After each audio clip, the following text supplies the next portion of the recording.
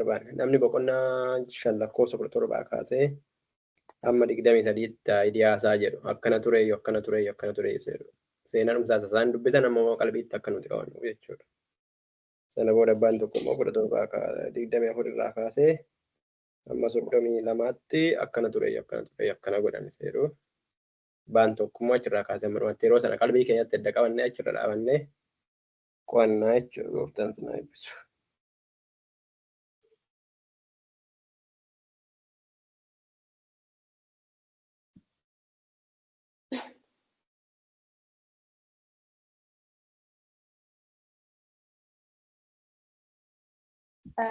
Tole eebbifamaa gooftaan sinaa eebbisu. Egaa kana keessatti lakkoofsa 17 irraa kaasee amma 20tti kan jiru iddoo kanatti warroonni argaman garee warra lubootaa akkasumas immoo saduuqotaa.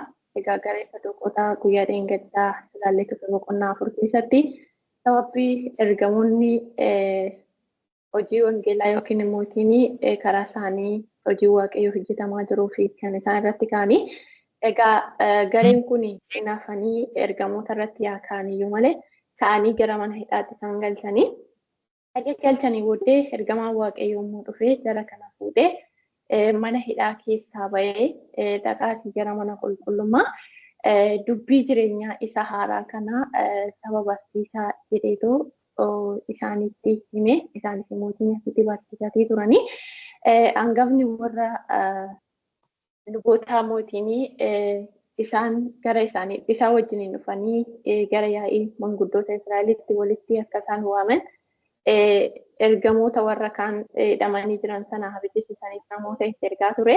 Yaa ta'uyyuu malee isaan akka achiin turre dhaamsi isaan ga'e achi mootiin ergamoonni sun mana hidhaa sana keessa akka isaan hin jirre hangafa warra lubootatti himame maaloof godhinu laataa jedhanii yaada'aatii turanii warri ergaman sun dhufanii yeroo isaaniitti himanii mana qulqullummaa keessa hin jiran jedhanii kanarratti garuu namni tokko dhufeetoo akka isaan achi keessatti mana qulqullummaa sana keessatti barsiisatii jiran isaanitti himanii kana jechuun dhoowwamanii waan turaniif akka mana qulqullummaa sana keessatti maqaa kanaan hin barsiifne itti famtanii turtan yookiin isinitti himneetii turre maaliif kana gootan jedhanii isaanitti dubbatanii egaa isaanitti dubbatanii booddee deebisanii gara yaa'itti isaan fidanii isaanis mootiin achitti gaaffii isaan gaafachaa turanii maqaa kanaan deebisanii akka hin barsiifne isinitti himnee turrenna nuti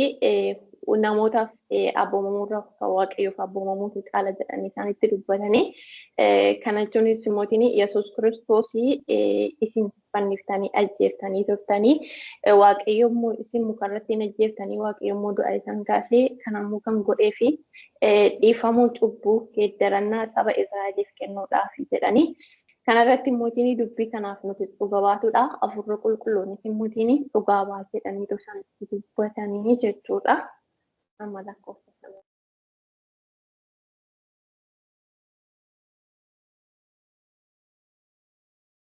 Gooftaan isaa eebbisu faantu inni ta'an namni yaada qabu boqonnaa 5:24 kaasee 32 taayidiyaa isaa kan faantutti hufee namatti nu hufu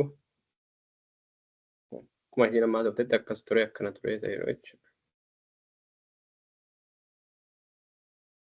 Kennaaf yaanna tokko tokko fudhattu yookiin iftuu namni isin addamu sun keessa namni jedhu jira yoo hin jirtan ta'e hin jiru nuun jedha yeroo hin gubina.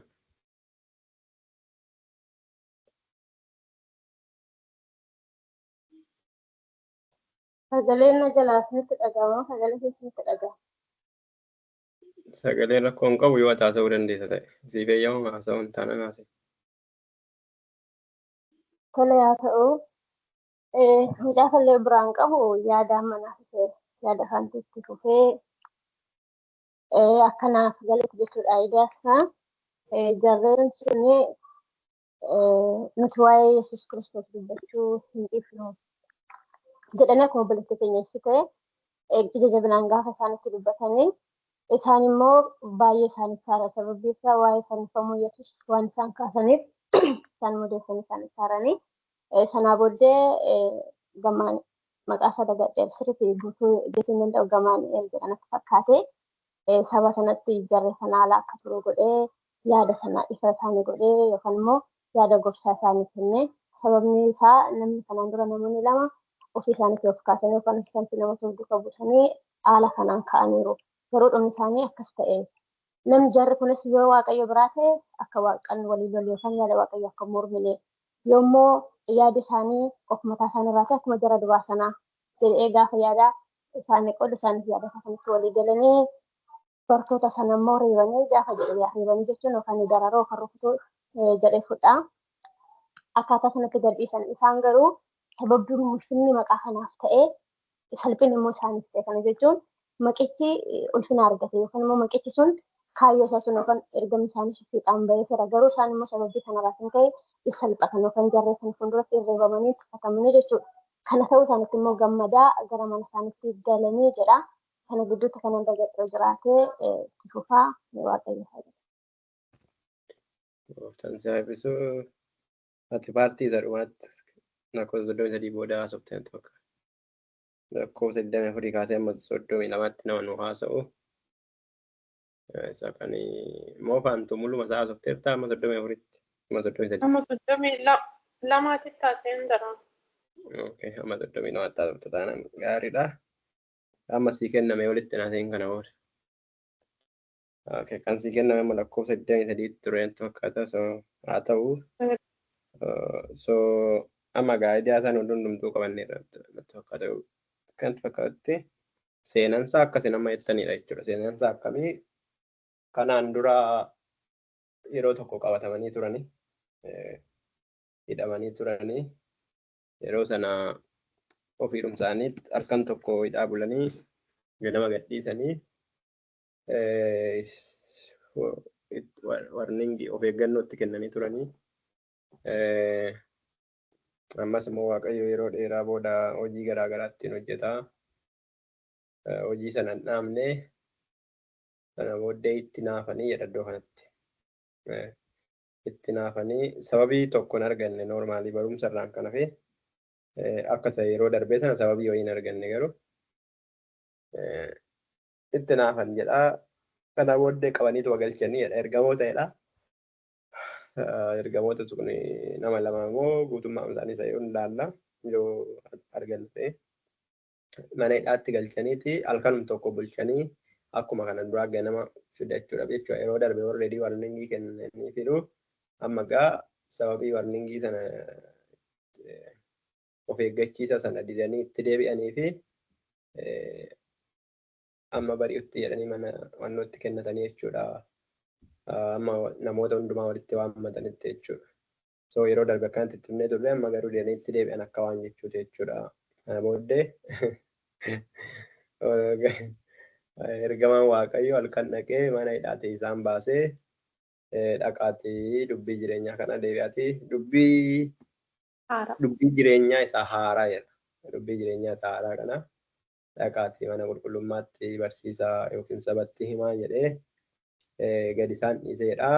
Kutaa kanatti kan hin barroofne ergamaan isaa kam akka ta'e eenyutti akka akkana jedhe akkamitti mana hidhaa sana akka bane balballi isaa akkamitti akka baname wannoon isaa akka baname diteelii hin barroofne. Kutaan biraa immoo gara fuulduraatti diteelii gadi fageenya nama danda'ametti kan barreeffame jira. So ilaalla.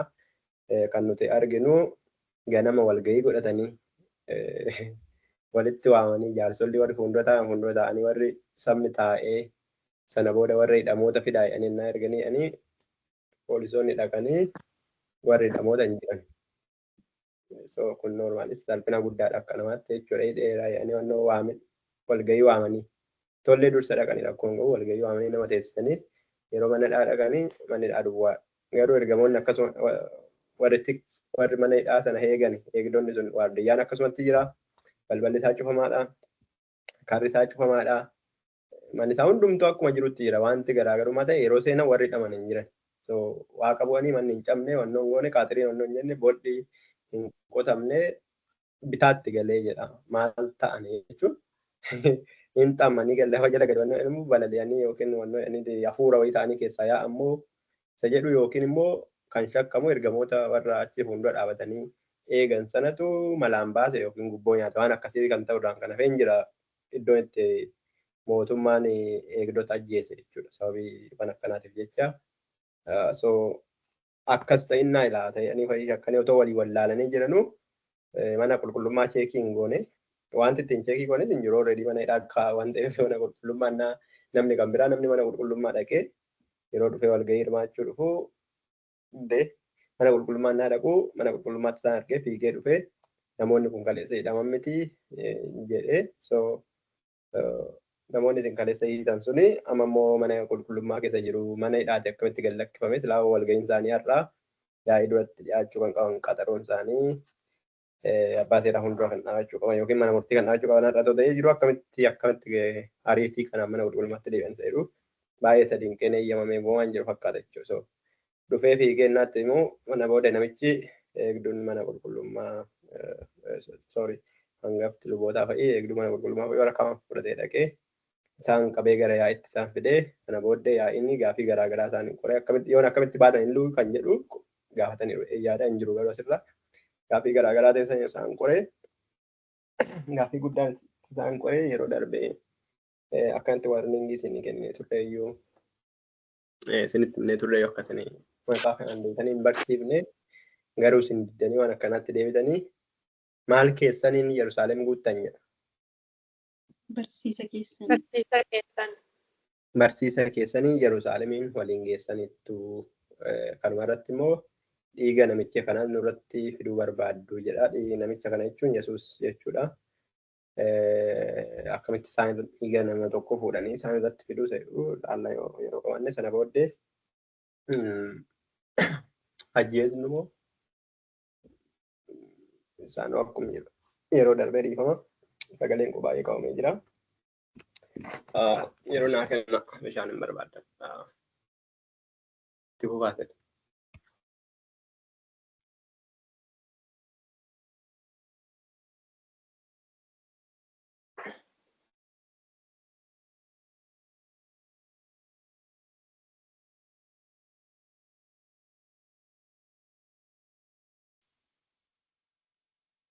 Paantoonis bishaan barbaadachuudhaatti moo? Amiyyoo jiruus kalaqe. Nutis barbaadachuu deemnanneetu nama hundumaaf.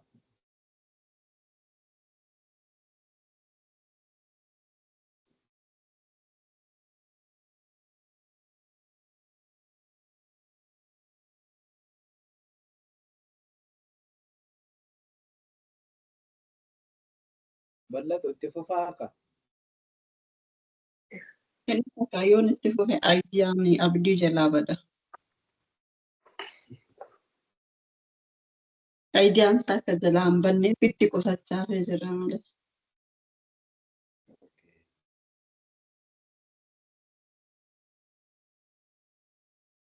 Aayidiyaa isa kan abdii isaati kan biraammoo nuukaa isaa kan manni dhufutti naaf.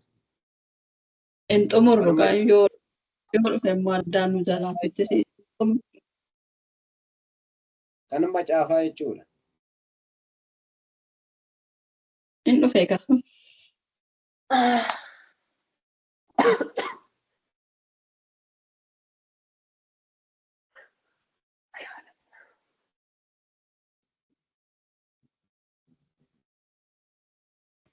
Maali Yesuus sodaadha malee naan dhufe maa sodaattu. Okay. Maal haasoftan itti fuftanii xumurame? Keetuma eeggataa jiru. Okay. Iddoon oduu dhimma baastan fakkaataa so achirraa ka'anii kana booddee yeroo darbees waan ta'e isaan jedhan jira. Deebiin bartoonni kennanii nuti kan namaa dhaga'uu irra kan Waaqayyoo dhaga'uun nurra jiraata. Yookiis immoo namaaf immoo Waaqayyoof abboomamuutu irra wayyaa. Iddoo tokkotti asitti immoo hin beeku. Isinumti faradaa kan jedhu jira miti. Isinumti faradaa namaaf immoo Waaqayyoof abboomamuutu irra wayyaa. Yoo namaaf jedhan rakkoodha. Yoo Waaqayyoof jedhanis rakkoodha. Karaa lachuu so ifame jechuudha. Kanaafi namaa fi waaqayyoo dhaga'utu irra wayyaan jedhu hafuurri qulqulluun already nutti dubbateera. Dhaqaa nuun jedhe. Isani dhaqaa jedhe namoo isin dhiisaa nuun jettanii isa kan filannu isa jedhudha jechuudha. Yeroo darbe wanti jira. Yeroo darbe kan isaan jedhanii nuti waan dhageenya waan argine dubbachuu himnu jedhan jechuudha. Ammas waan akkasiiti.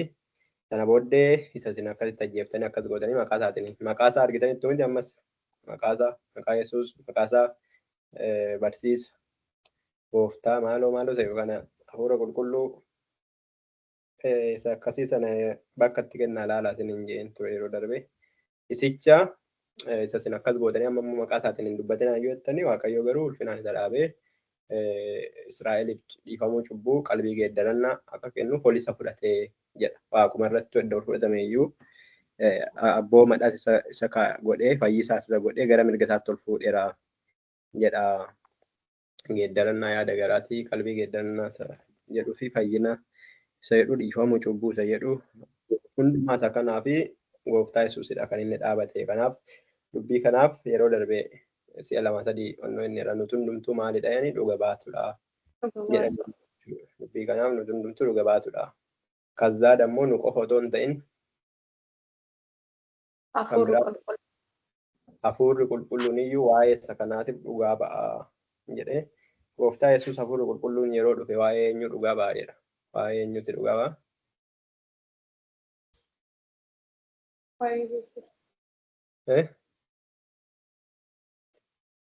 Yesuus. Hafuurri qulqulluu yeroo dhufe waa'ee Yesuus dhugaa ba'a bakka. Waa'ee Yesuus dhugaa ba'a. Hafuurri qulqulluun gaaffii nuti baay'ee qabnu hafuurri qulqulluu warra akkamiitiif kennama? Gaaffii nuti qabnuuf deebii kan ta'uu ta'a kana jira tokkoonsa. Hafuurri qulqulluu warra akkamiitiif kennama? Warra lammaffaa dhalatan. Warra lammaffaa dhalatan, okay. Warra gooftaatti amanan. Warra gooftaatti amanan, okay.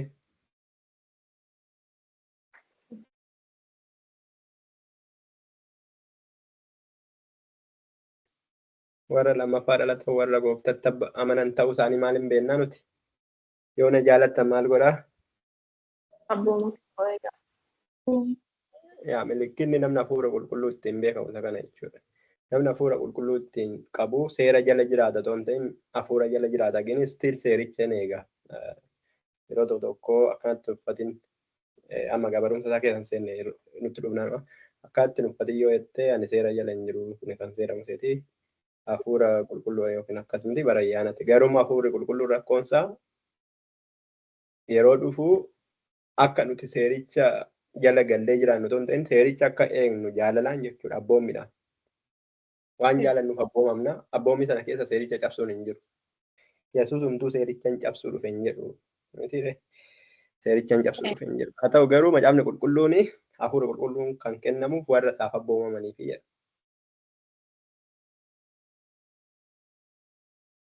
Namoota hafuura qulqulluun hojjetanii jedhu keessaa warroonni waan abboomamoo kan hin taane kan nutti fakkaatan hin jiranii ta'uuf deebii barbaadaa deemna jechuudha. Hafuura qulqulluu waan isaan irraa hojjetu kan nutti fakkaatu garuu abboomamuu isaanii ija keenyatti mul'ataa kan hin taane. So hafuura qulqulluu akkatti irraa hojjetaa ta'edha laata.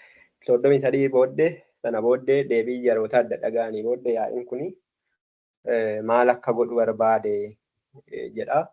Reebuu sana qofa doorsisuu otoo hin ta'in mana hidhaa galchuu otoo hin ta'inis ta'uun isaa kana hundumaa yaalaniiru hin taane amma sadhumaa ajjeesuu barbaadaniidha. Garaan isaanii waan gubateef jara kana ajjeesuu barbaadanii jennaan isaan keessaa Gamaali'eel namni jedhamu tokko ka'ee jedha walgahii isaanii keessa. Waa'ee Gamaali'eel kana waan xiqqoo kanaan dura isaanis illee dubbatanii fakkaata wanti nu yaadachiiftu jira hedduudha.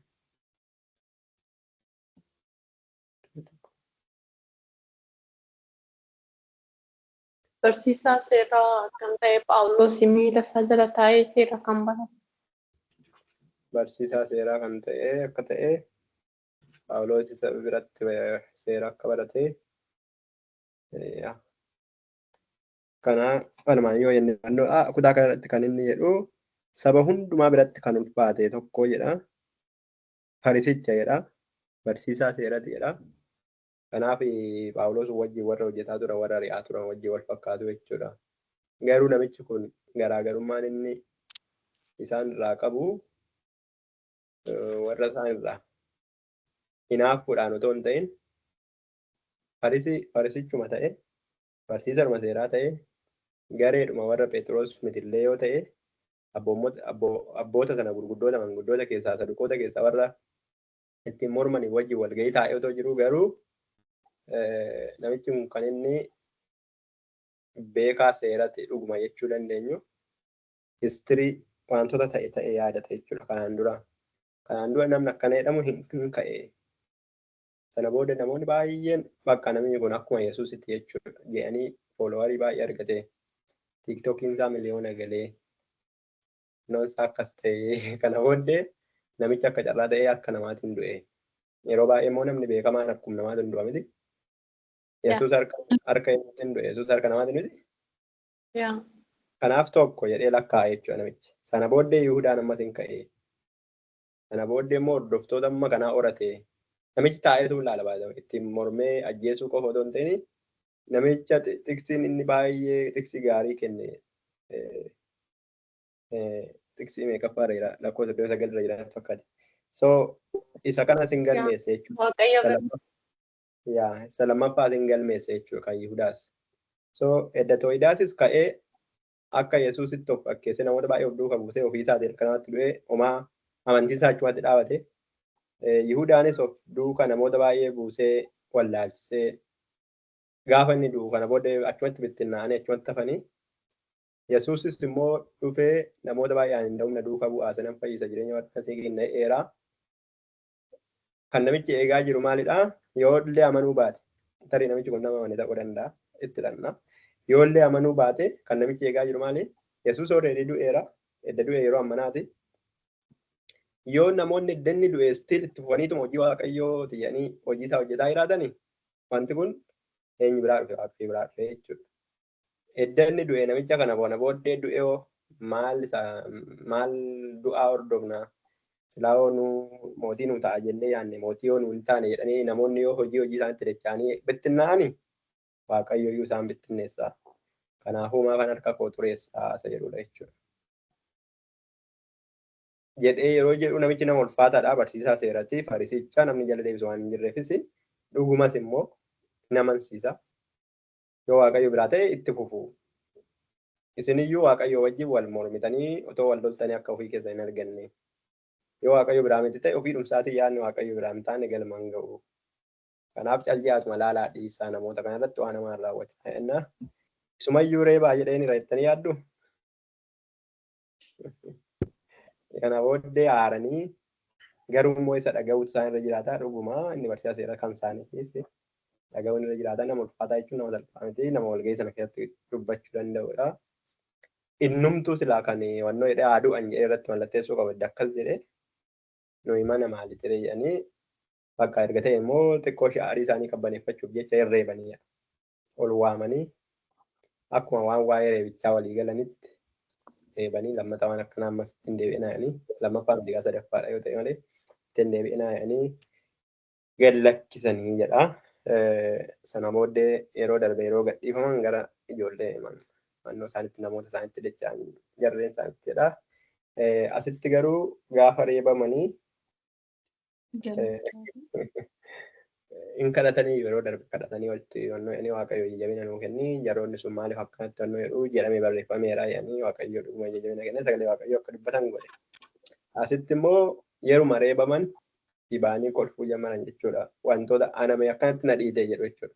Inni sun ana akkanatti na dha'e jedha jechuudha. Inni sun ana akkanatti na garafe jechuun isaaniif inni isaan dhaaman sun garafaman suni akka waan waltajjiitti ol waamanii kottaa yaajile jedhaniin jechuudha. Akka waan badhaasa fa'ii kennanii fi waaqayyo isaa eebbisu waan amma kana dadhabbii amma kanaa waggaa amma kanaa jedhanii akka waan barsiideetti fa'ii kabajanitti jechuudha.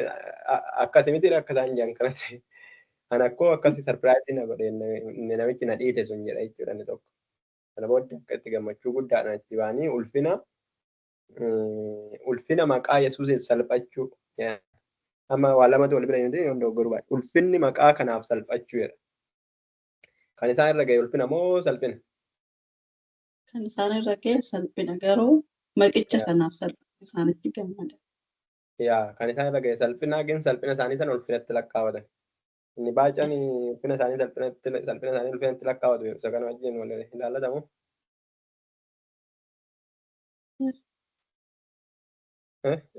Garaan isaanii waaqa isaanii salphina isaanii ulfinatti lakkaawatu kan jedhu.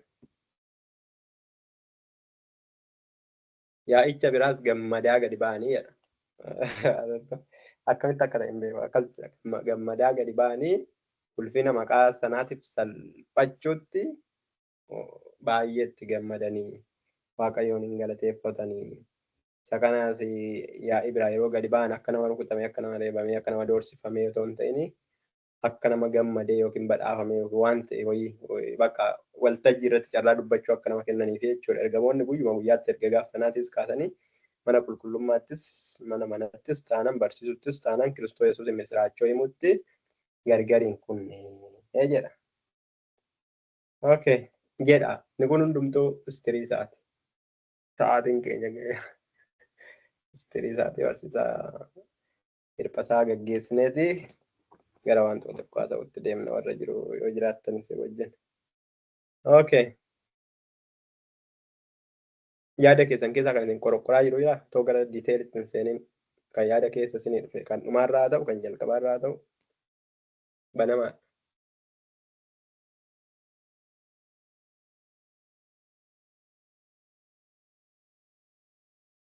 Banamaa.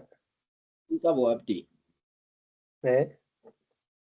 Har'a hirikuun naqoo har'a hin qabu. Sagantaa qo'annaa. Maa garaa nuraas ta'an. Namuun garaa nama raasu hin jibbaan. Sagantaa keessatti inni tokko tokko waan beekaa simtu sagantaa qo'annaa nama. Baachuun jedha yookaan.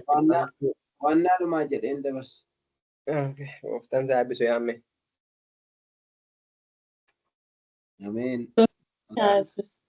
Amma daqiiqaa kan booda barumsaan qaban turenis barumsa nan dhiise. Gooftaan isaa eebbisu yaamme. Gooftaan isaa eebbisu. Yaa barumsuma isa kilaasii galanii baratan. Otoo dubbannoo faantuu konneeshinii qabe moo akkamiin galle asitti moo nama qofaatti mul'atte akkatti.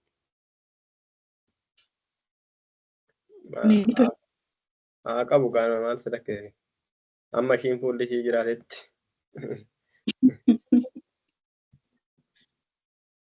Okay. Yoo wannoo sana namootuma feesbuukii kooraan laayiviin dabarsaa jira isaas dubbifnu kana yoo wanta akkasii isinitti hin tolle ta'e torban tokkoof namoonni waan akkasii baay'ee feesbuukii fayyadaman jiru garuu kan garee keenya keessa hin jirre yoo isaan achitti arganii dhufanii nutti dabalaman sun jedhu dhufanii karaa isaanii qopheessuudhaaf. So yeroo muraasa booda haayidiin godha. Torban tokko waan akkasii caalan turu garuu innumtuu isinitti hin tolle yoo ta'e isa dhoksuun hin danda'aman ta'eef natti hima. Okay.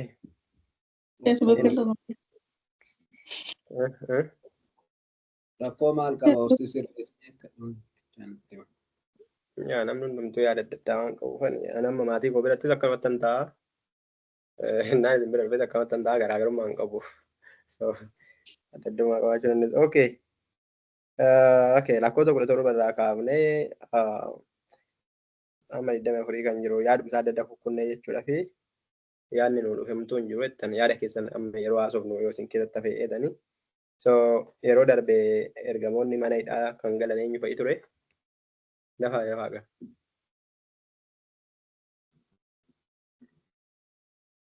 Yeroo darbe eenyu fa'i? Phexrosiif Yohaannis. Phexrosiif Yohaannis maal godhanii galanii? Waan maqaa Yesuus hin barsiisaniif. Du'aa ka'uun jira. Du'aa ka'uun jira waan jedhan maqaa Yesuus hin barsiisaniif. Jalqabni isaanii maal ture rakkoon isaan uuman? Namicha naafa. Namicha naafa ture waggaa 40 kan ta'u fayyisan. Sana booddee namni hundumtuutti dacha'anii isaan manuma qulqullummaa akkuma nama duriitti waaqeffachuu yennaa kan namicha arganii fayyisanii namni hundumtuu gara isaaniitti deebi'ee maaliif nu ilaaltu jedhanii dubbii jalqabanii sana booddee mana qulqullummaa keessatti waan takka ta'e hin beekne dubbachuu yeroo isaan eegalanii hin qabanii jechuudha jarrisoo irra ba'anii qabanii halkan tokko mana hidhaa bulchanii booda ganama yaa'itti waamanii gadi isaan lakkisanii jedha isaan warningiitti kennanii. Okay, so gaaf sana mana hidhaati ergamaan isaan hin baafne achuma bulche. Akkaataa ergamaan kun itti hojjetu ilaaltanii?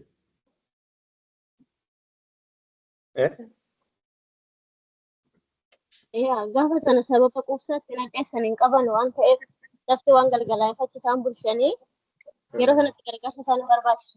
Samiilanaa immoo yaa'ii fuulduratti dhiyeessuudhaaf qopheessee maree walgahii walitti waammachaa waan jiraniif dursee jalame jedhee fudhata fayyaadha. Inni gaaf sanaas ganamatti walgahiin dhufeera miti?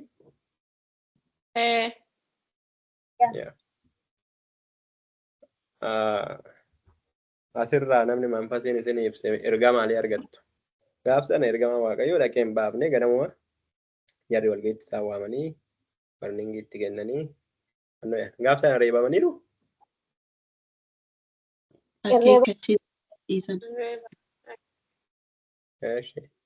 Har'a immoo ergama waaqayyoo har'a immoo lafuma gaanii naaf fadhaan gaaf sana danda'uun ragaa qabu ture baay'ee mana takkaa waan ta'e hin beekne nama wannoo fayyisanii sababii isaaniitiin namni hundumtuu isaan wajjin jira. Sarraa kana barsiisumatti bal'achaa deemerraan kan hafe guddachaa baay'achaa deemerraan naaf fadhaan kan hafe sababni ga'aan tokko hin jiru wanti ittiin kana jedhanii qabatan. Garuu rakkoonni guddaan maalidhaa? Seerri isaan cabsan maali jettanii yaaddu sarraa? Mana hidhaa keessaa ba'an. Mana keessaa ba'an miti mana hidhaa keessaa ba'an bakka rakkoonni guddaan isa kana. Inda'uu mirree akka reebuuf godhe jechuudha ergamaan mana hidhaa keessaa isaan baasudha. Akka reebaman godhe malee otoo achi keessa bulanii tarii reebamuu carraan isaanii hin gubatanii jedhama. Bakka jechuun mana hidhaa keessas hin bahu seeru jechuudha. Kanaan dura mana hidhaa keessaa bahuu isaanii hin argine kan jedhu. So mana hidhaa keessas hin bahu. Yoo hin ta'u yoo doorsifne hin ta'u yaani isa ajjeesurra gaane jechuudha. Ergaan nuti fudhannu maal beektu waan daandee nutti cimuu danda'a jechuudha waan daandee. So waan daandee waaqayyo nu baasuu dhiisuu danda'a. Waan daandee immoo waaqayyo nu baasuu danda'a. Garuu waaqayyo nu haa baasus nu baasuu haa dhiisus yeroo hundumaa waaqayyo waan hojjechuu barbaade qaba. Tilmaama sammuu keessan keessatti gaaf halkan mana hidhaa bulan san halkan mana hidhaa bulan. Ganama achi ba'anii yaa'ii dura dhaqan. Har'a immoo halkan mana hidhaa dhaqanii halkan walakkaa maybe something ba'an. Gin still yeroo bari'e mana qulqullummaa dhaqan jaamni. Yaa'ii deemuu fi mana qulqullummaa deemuu sana gidduutti namni fayyee jira jettanii yaaddu? Amma isaan yaa'iidhaa walgahii dhaqanii fi amma isaan mana qulqullummaa dhaqanii barsiisan sana gidduutti namni fayyee jira jettanii yaaddu? Dinqii nuu ta'eera. Sababni isaa galgala gaafa achitti qabanii geessan sana tariin namni yoo yaadotti namoonni baay'een waan eeganis akkasitti waan eegan jedhee yaadu.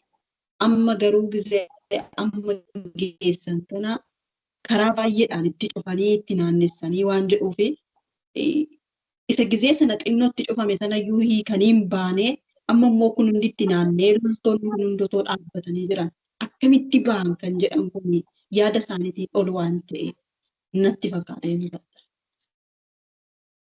Gooftaan zaabbisu gaaffiin koo inni ijoon jarri kun gaaf sana mana hidhaa bulanii ganama walgahii dhaqanii jechuun walgahii dhaqanii nan jedhu yaa'ii fuulduratti mana murtiitti dhiyaatan.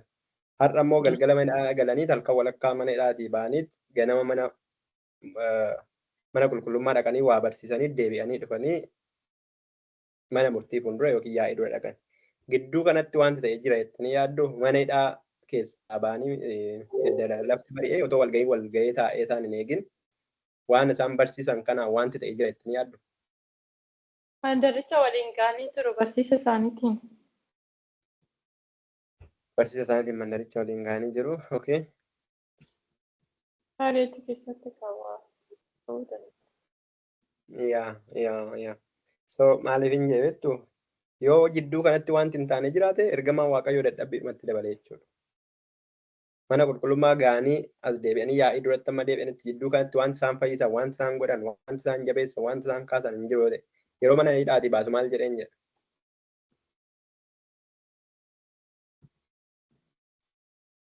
Maal jedhee Dubbii baase? isaa haaraa kana. Dubbii jireenya isaa haaraa kana fudhadhaa jedhe. Barsiisaadhe. Saba hundumatti himaadhaa jedhe. Yaa dhaqaa ta'e eessatti jedhee? Saba hundumatti mana qulqullummaa keessatti. Mana qulqullummaatti. So specifically kan inni itti erge dhaqaatii mana qulqullummaatti saba hundumaatti dubbii jireenya isaa haaraa kanatti himaa jedhe. Halkani kun ganama bariinan jarri dhaqanitti himuu dhaqan. Otoo itti himaa jiranuu dhufanii qabaman. So gidduu kanatti waan ta'e jira jettanii yaadduun jedhe hin barroofne asirratti. Maaliif hin jedhee gidduu kanatti amma yeroo tokko maalirraa baranna kutaa kanarraa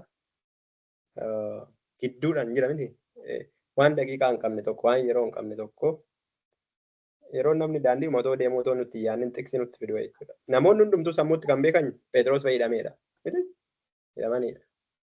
So namni waa'ee dubbii dhufee nutti lallaba namni jedhu hin jiru. Bakka har'a ergamoonni dhufanii nutti lallabuu nu barsiisu namni jedhu hin jiru. Bakka isaan waan tokko yaada keessaa hin qabnetti meebii waaqeffannaa isaanii noormaalii dhaqanii meebii mana qulqullummaatti jedhee waan ta'eef gochaa namoota jiranitti ergamaa waaqayyoo dhaqa itti lallabe jedheeni otoo hin eeyyamamniif otoo namni mana hidhaa jiru boru ganama immoo walgahii isaanii dhaqanii achitti mana murtii dhaabatu jedhanii otoo yaadanu gidduu kanatti isaan barsiisan. So yeroo tokko wantoota akka kanaa jechuudha. Wantoota nuti pilaanii hin goone sagantaa keenya kan hin taane bakka waaqayyo irra waa'ee kanaan natti dubbate beeluutti dhufee nutti tajaajila na lallaba kan hin jenne sakandii tokko gidduutti ergama waaqayyootu dubbate waan ta'eef waa malee miti dubbichi dhaqiti ganama dhaqaatti mana qulqullummaatti lallabaa jedhee ergama waaqayyoo isa isaan ofii isaaniitti dhaqanii lallaban iyyuu miti ergama waaqayyoo san mana jedhe waa malee miti jechuudha. Otoo dubbiin sun hin dhufin otoo walga'iin sun hin taa'in dursa wanti fayyuu ta'u wanti xumuramuu qabu jira jechuudha. Isin akkanatti isin dhufaa jiraa? Otoo bartoonni sun gaafa walgahii sanarratti dhaqanii du'aniiti namni fayyee jiru jira jechuudha ganama sana already. Dubbii sanaan namni fayyee namni gargaarame meebii namni abdii kutachuudha kan ka'e ergamoonni hidhamaniiru bakka kana booddee hin deebina gargar kunna walgahii keenya kana booddee walitti qabamuun keenya maal bu'aa qaba jedhanii namoonni meebii abdii kutanii kan deebi'an jiru jechuudha. Otoo ganama sana otoo walgahii hin dhaqin achumaan walgahii dhaqan achumaan du'anii meebii achumaan qabanii yookiin mana hidhaatti otoo hafanii meebii jechuudha. Yeroo akkasii kana baay'ee itti fayyadamuu qabnu. Ergama waaqayyoo akkoo halkan tokkitti kana mana hidhaa buluudhaan yeroo hin gubina akka waan jechuudha hin fakkaatu? Yaadumaa ganamum dhaqu. Manum qulqullummaatu kan dhaqan ganamum. Garuu halkanum kana yeroo kanatti hin dabarsinaati galaati ganama barii hin dhaqaadha. Malee ganama barii ishii walgahii otoo hin dhaqin sana gaaffii gidduu sana jirtutti fayyadamaadha. Egaa akkamitti isin akka dhufaa jiru hin beeku inni nan odeessaa jiru isinii gale ta'e. Nu galeera. Gooftaan sana eebbisu. Isti yaada isinii dhufe jira? Itti dabalaa.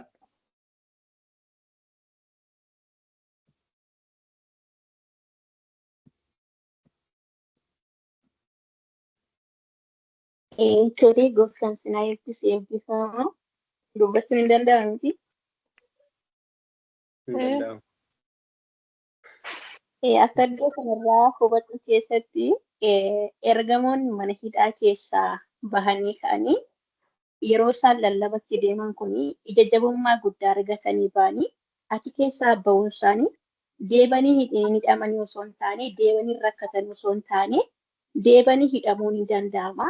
Deebanii rakkina kana caala arguu hin danda'u. Garuu sabni sun akka hin raafamneedhaa fi haala rakkisaa sana keessaa ba'uun akka danda'amu. Harka waaqayyoo kan ergamaa waaqayyoo achi keessaa baasee deemaa dubbadhaa ittiin jedhe. Sadarkaa gara mana qulqullummaa dhaqaatii dubbii jireenyaa kana saba hundumaatti akka himaniidhaaf ergee warri jiru kun immoo sabuma warraa waldaa kiristaanaa yeroo kan saba ijoollee Israa'elitti iddoo isaa walitti qabaman jiran keessatti amma mana hidhaatti gaafa deebanillee yookaan yaa'ee duratti gaafa deebanillee wanti humna isaanii ol ta'e tokko ammallee harka waaqayyoon akka danda'amu kan isaan dhaabbatu tokko akka jiru itti argisiisuu jedhee yaada akka godhu yookaan jabummaa akka argatan jabina akka argatan tokkotti akka jabaatanii lallabaniif jechuudha. Gooftaan si eebbisu. Hannaatiin eebbifame. Okay, so dubbicha kana fudhatanii dhaqanii akkuma bari'een mana qulqullummaatti lallaban jedha. So ergamichi wanti inni itti dubbate jira jechuudha. Dhaqaa dubbii jireenya haaraa kanatti itti lallabaa yeroo jedhu wanti ergamichi ispeesikaalii dhaqanii akka dubbatan itti dubbate jiraachuu mala jechuudha. Dubbicha kana fudhatanii dhaqanii mana qulqullummaatti lallabanii. Mee sakandii tokko iddoo geenyetti dhaabannaati. Sakandii tokko iddoo geenyetti dhaabannaati. Otoo wannoo taatanii jechuudha. Otoo amma Waaqayyoof yookiin wangeelaaf otoo hojjetamtanuu qabamtanii amma sammaa kana qabamnee tarii mana hidhaa yookiin waan ta'e iddoo tokko dhannee jira miti kan nuti wangeela hojjennu yookiin daandii waan naannoo qabanii waan amanneef jechuudha. Waaqayyo dinqiidhaan maan wayiitii mana hidhaa sana keessaa nu baasee ganama dhaqii waldaatti yookiin bakka isaa akkas godhii jedhee abjuudha yookiin waan ta'e nutti mul'atee jedhee mana hidhaa keessaa halkan ba'ee ganama waldaan dhaqaa jedhee yaaduu danda'an ani har'a wangeela lallabaa yookiin tajaajilaa yookiin waldaadhaa galaa otoo hin jiru waan ta'e dhufanii na qabanii mana hidhaa na buusanii boru ganamatti kottu iddoo kanatti gaafii sirraa qabna jedhamee boru ganama dhufanii poolisoonni akkana fuudhan otoo eegaa yeroo halkan kana dhufee ergama Waaqayyo na fuudhee ba'ee achi na baasee ganama achitti dhaqii tajaajilaan jedhee ganama dhaqee tajaajiluu hin danda'an. Ani yoo yaadu bakka kanatti isuma kaleessa galgala ta'e sana achitti dubbata eeyyaa.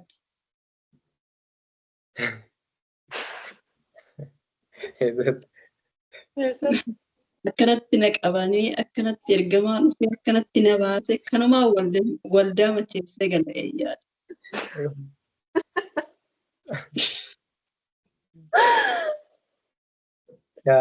Ani dhaqaan jedhe ofii dhungooti waldubdana miila dhaqee jedhaan jedhe. Kana himuuf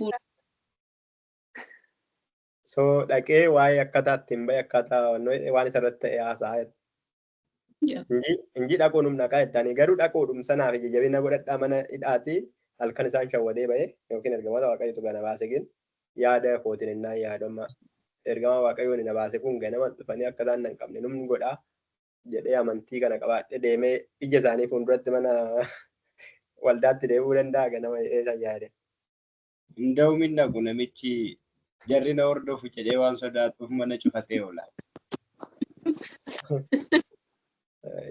Yookiin akka torban tokko torban lama dhoksee bakka ta'e turu yookiin biyyaa achi baqachuudha miti noormaal kan namatti dhaga'amu jechuudha. Waaqayyo wayifuu na baasee ishiin sun abjuudha meebii dogoggora kooti yookiin foon kooti na yaade malee Waaqayyo deebi'ee harka isaatti na kennuuf rakkoo natti dabaluudhaaf hin daganaa otoo achi keessa bulee naa wayya jedhee yaadu otoo bulee ganama meebii dhiifamuufii danda'a faradamuufii danda'a gini seera kan cabse irratti seera lammataa cabsee mana hidhaatii bahe waan ta'eef otoo ana ta'e ittiin garaa godhadhee mana qulqullummaa yookiin waldaatti deebi'a kaleessa waldaadhuma qabamee har'a yoo hin hidhame deebi'ee waldaatti dhaqaa ta'edhu.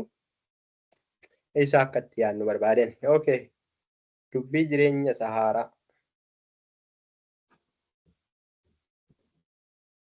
Dubbiin jireenyaaf ta'utti bira jedhaas dhiibnee isa deemnaa dha Peeteroos. Haaraa maaliif ta'e?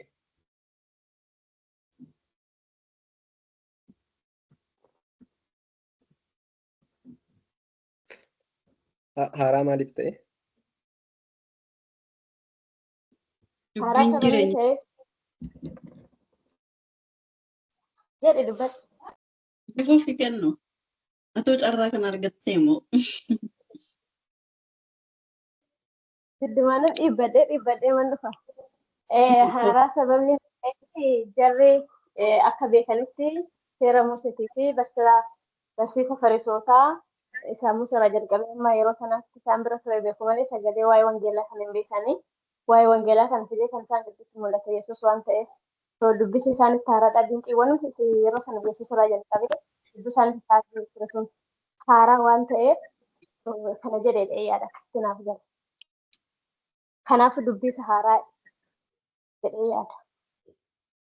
Okay. Haaraa yeroo jennu wanti biraa jira jechuudha miti? Du'aa ka'uun Yesuus ka'uun isaa Faallan haaraa homaa. Moofaa. Moofaadha ka. Moofaa. dubbii haaraa kana himaa yeroo jedhu sabatti dhaqaatee kan hundumaatti himaa yeroo jedhu sabni sun maal beeka jechuudha kanaan dura. Akkuma seera Musee raajota. Okay, dubbiin moofaan jira miti normaalii dubbiin moofaan jira jechuudha. So dubbii moofaaf dubbii haaraa raajota nuti itti namannu har'a. Seera Musee itti namannu. Ni amanu. Ni amanu. Maaliif moofaa ta'e maaliif haaraa ta'e? As keessa kan jiran luboonni suni akkasuma immoo warroota saduuqotaati. Warroonni saduuqotaa seera Musee guutummaatti amananii akkasuma immoo warra du'aa ka'uun hin jiru jedhanii amananidha jechuudha isaan. Yaa isa kanan barbaadedha. Jaroonni normaal namni tokko hin amanan jiraatan eenyudhaan du'aa akkasii waa'ee du'aa ka'uu hin amanan jennee miti yeroo darbe. Bakka namni nyaatee dhugee waaqayyo wajjin jiraatee akkas ta'e wanno'ee seera eegee wanno'ee qulqullummaan wanno'ee ammanuma bakka xumura. Waa'ee du'aa ka'uu waan ta'eeru hin hojjetu isaan biratti. Kan biraa kan hin hojjenne maali?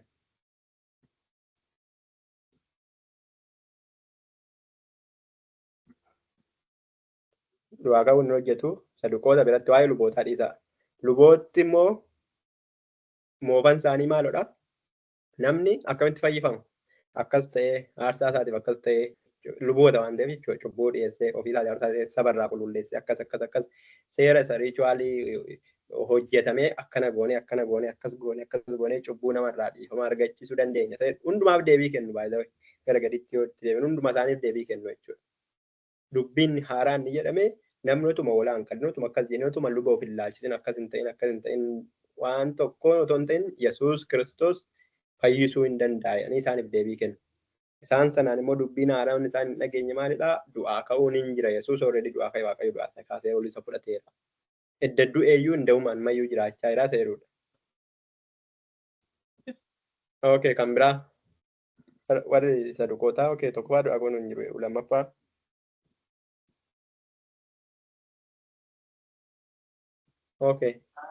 Lammaffaa deebi'ee Yesuus deebi'ee dhufu. Isa nutumtuu gaafidha. Jireenyi hin jiru.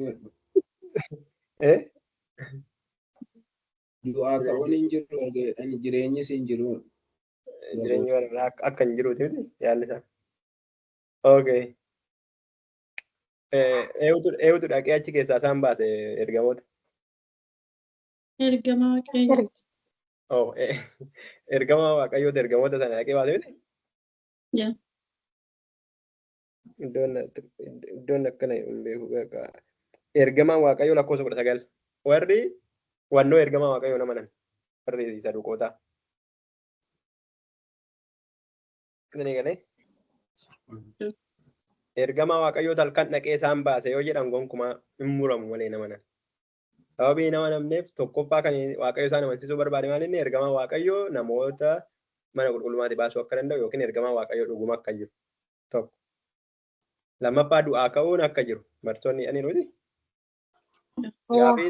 Gaafii xiqqoo ishee chaalenjii nu godhu gaafachuu dandeema. Eeshi inni sadaffaan maaltu hin jiru jedhu. Ergamaa Waaqayyoo hin jiru jedhu du'aa ka'uun hin jiru jedhu kan biraa.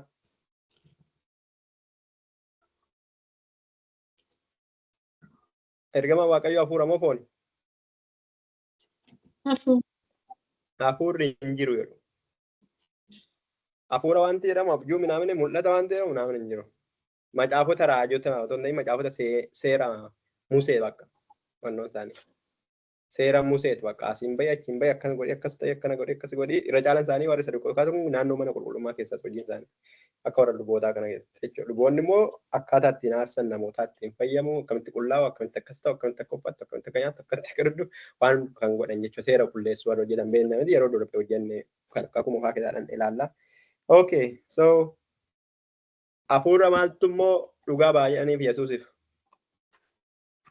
Hafuura qulqulluu. Hafuura qulqulluu dhugaa baay'ee.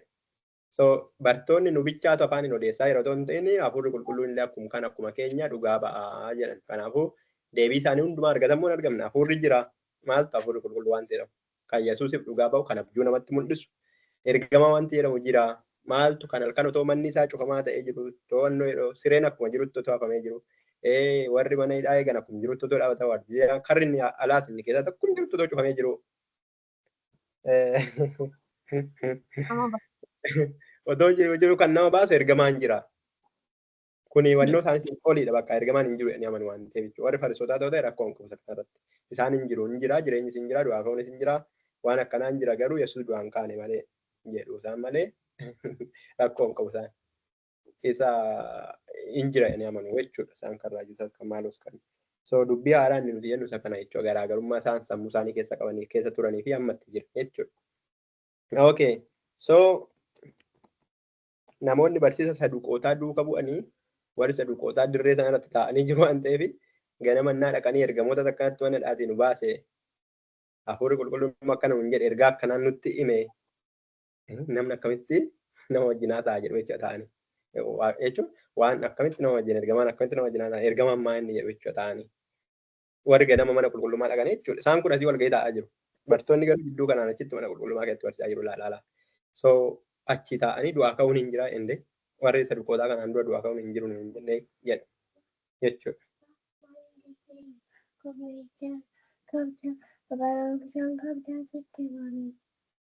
Kompiitara ofii kitee kottu nagaa dhu'ee hin jeeqin yookiin kompiitara fedhasiiwwan bana. Okay, so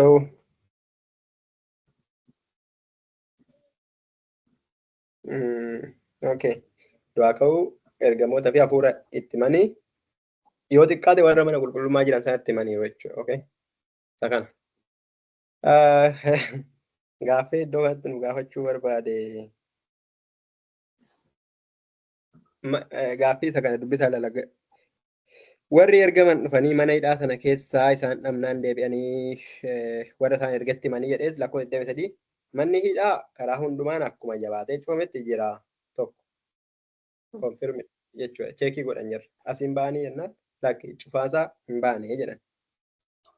Okay. Warri eeganis balbala hundumaa dura dhaabataniituma jiru. Hin teenye, hin mugne, hin daganne, wookii hin deemne, buna dhuguun dhandhachuma jiru dhaabatanii. Yeroo nuyichi garuu manicha banne namni jira jennee na bannu namni hin jiru. Waan tokko illee achitti hin argine. Okay. Phexros fa'ii ergamoonni meeqa jettan 11 miti normaal 11 fa'ii 12 jennee haa fudhannu. 12 keessaa lamatti illee galchaa yoo rakkattan rakkoo hin qabu. Phexros fi Yohaannis yoo ta'an akkamitti ba'an? Mannoo cufaadha. Ergamaan akkamitti seene isin hin jennan. Ergamaan akkamitti seene akkatti ba'e hin jenne. Phexros fa'ii akkamitti ba'an? Laftoo hin uranne hoo qaxirinoo hin baane hoo waa'ee qaxirii hin dubbanne iddoo kanatti balballoo cufaadha. Ergamoonni achi dhaabatanii jiru. Akkamitti ba'an?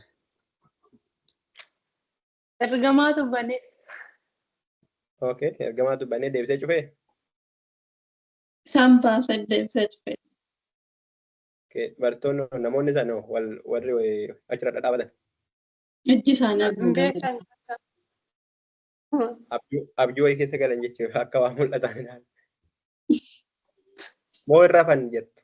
Jechuun tilmaama keessan kenna wanti barreeffamee hin jiru. Tilmaama keessan kennamu amma tokko jechuudha. Hafuuratti jijjiiramaniitu ba'ammoo. Foonum kanaan kakak godhanii otuma jarri jiranuu otuma dhaga'iin ba'ammoo akkasi nama jettan dinizzaazee wayii irra buusetu fudhatee fayyadamu.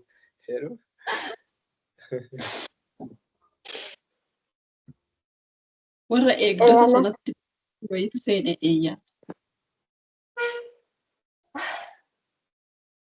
Yaadichillee yaada erga keessaa qabu dhasfaallee of keessaa qabu gara fuulduraatti booda bira geenyaa Phexros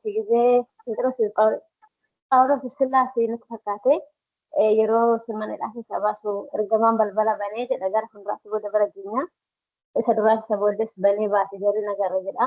So kun hojii waaqayyoo waan ta'eef tarii dhugumatti akka yaadatu jechuudha jara kana akka waan rafanii gochuu danda'a yookaan immoo akka isaanii nagara gochuu danda'a kun hojii waaqayyooti. Dinqiidhuma wayii godheetuma achi keessa isaan baase jedhee yaada malee foon uffatu dhiiga qabu lafee qabu warraaqan deemu yaani qilleensarra waan deeman fakkaata. Akka naa galatti firuutti.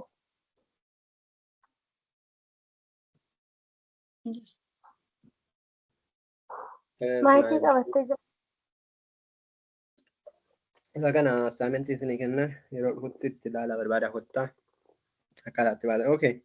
Sana booddee jarri kun dhagaanii maal ta'anii jedhanii wal gaafatan jedha. Maal ta'an jedhanii kan wal gaafatanii baqan moo hin du'an moo gaafii itti ta'e jechuudha. Jechuun jara sanatti baase moo shirkaa nutti jala gala moo maa jechuudha. Moo akkuma moo dinqii wayiitu raawwate moo jechuun isaan keessatti baay'ee gaafii uumee isas dubbisaa yookiin yaada keessan keessa wanti dhufe yoo jiraatee wannoo godha.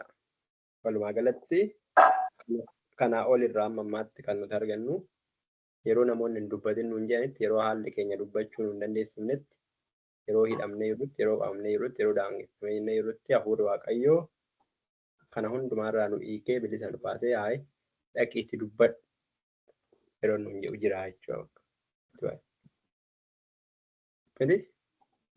Dirqama mana hidhaa ta'uu qabda miti ammaan dirqama mana hidhaa barbaaddoo ta'e waaqayyo numa siin galcha rakkoon qabu.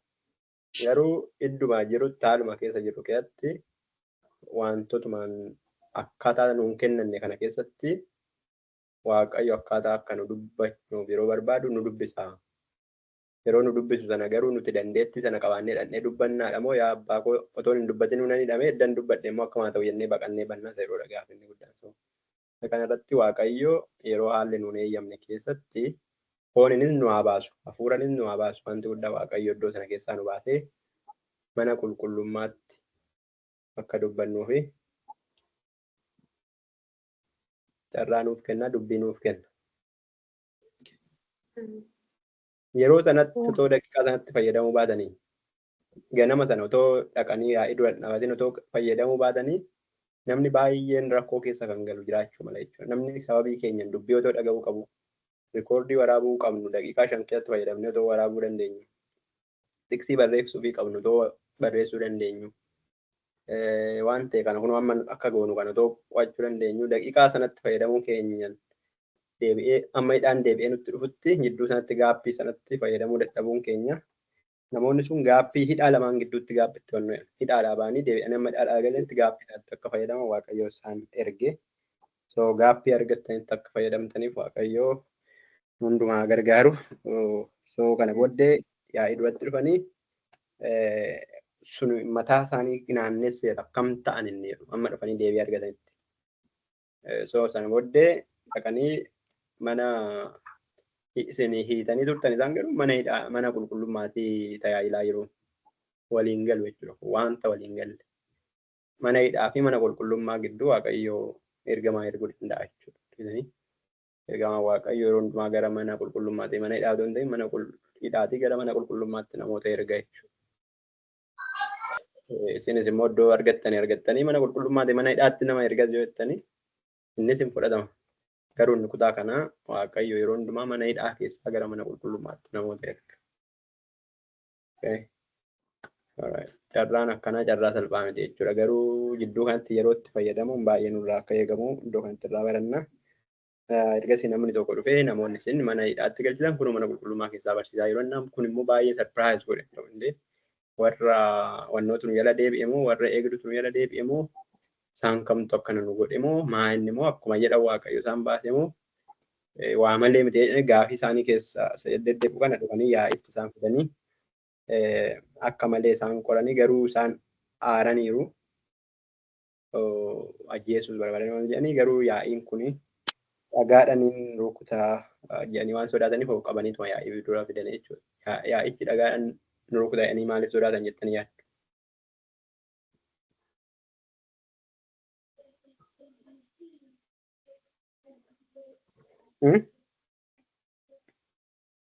Yaa'ii sun barsiisa jiraatti waa walii galee fakkaata.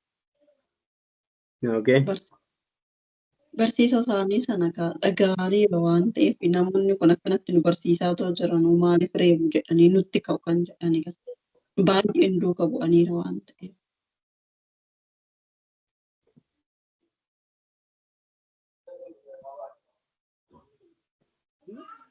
Yaa'iin sun akkasiidha jedhanii waan jedhanii fi yeroo darbe waa'ee kana dubbanne namooti baay'een achi keessa jiranii baay'inaan barsiifni isaanii dogoggora akka hin qabne nama fayyisoo akka ta'e waan nama akka nanne waan isaan godhan baay'een immoo kanaan dura Yesuus gochaa waan turee fi achi keessaa nama eenyu jedhamu argine Yaa'ii sana keessaa otoo isaan waa godhanii nama waa dubbachuu danda'u. Gamaaliyeen jechuudha. Gamaaliyeen inni guddaan kun ulfaataan kun inni barsiisaa seeraa fariisoota keessatti kan ta'e iyyuu yaa'ii sana keessa jiraatee still bartoota kana deeggara. Waan isaan godhani maybe waan namni tokko gochuu danda'u maybe poolitikaa ta'uu danda'a. Maybe maqaa amantii qaba garuu waaqayyo biraa miti yoo ta'e waaqayyo isaan kuffisuu isaan balleessuu danda'a. Waaqayyo biraa yoo ta'e malee immoo nutu baduu danda'a. Kanaafuu jedhee nama yaada akkanaa qabudha. Kanaaf walumaa gala yaa'ichi hirameera jechuudha garaansaa. Warri mana qulqullummaa jiran barsiisni isaanii Yerusaalem guuteera waan ta'eef barsiisa isaan barsiiftu namni hundumtuu beeka bakka. Nama ajjeesaa nama balleessaa hin jedhanii. Kana sana hin jedhanii karaan fayyinaa jireenya Yesuus jedhu namicha isa du'e lallabuu irraan kan hafe waan baay'ee akkanaan qaban wantoota namatti jireenya namaatti hadheessan kan biraan qaban jechuudha. Okay. Kanaaf yeroo diinni isaanii dhufee mana hidhaatti isaan barbaadu akka fuudhatti yoo deebinee ilaalle isaan garuu mana qulqullummaa jiru jechuudha.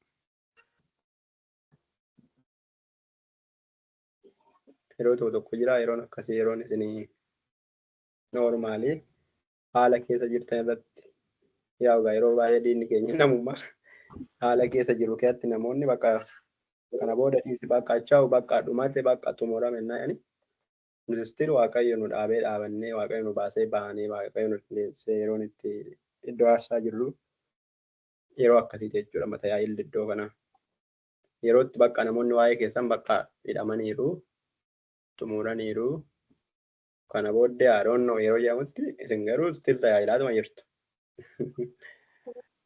Still waaqayyo dubbii isinii kenneera. Bakka kana booda afaan isaanii qabne yeroo jedhamutti waaqayyo dubbii afaan kaa'ee dhaqaasa kan immoo dubbii jireenya isaa haaraa isiniin jedha jechuudha. Yeroon akkasiidha yeroo waaqayyo isin gargaare. Yoo jiraate nama tokko carraa kennuu hin danda'a. Nama odeessuu dandeessa yoo jiraattan. Inni kun nuyi isin jabeessa waan ta'eef jechuudha.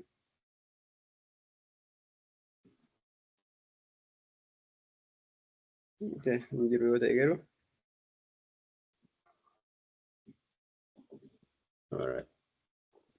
Akkanumaan asitti barreeffame jechuudha inni kun. Namni seenaa wal fakkaataa qabda hin jirtu mana hidhaatti hidhamuu otoo hin ta'in haala keessa jirtan tokko keessatti isinii jedheera gaana. Okay, gooftaan sin eebbisu. Gaaffii.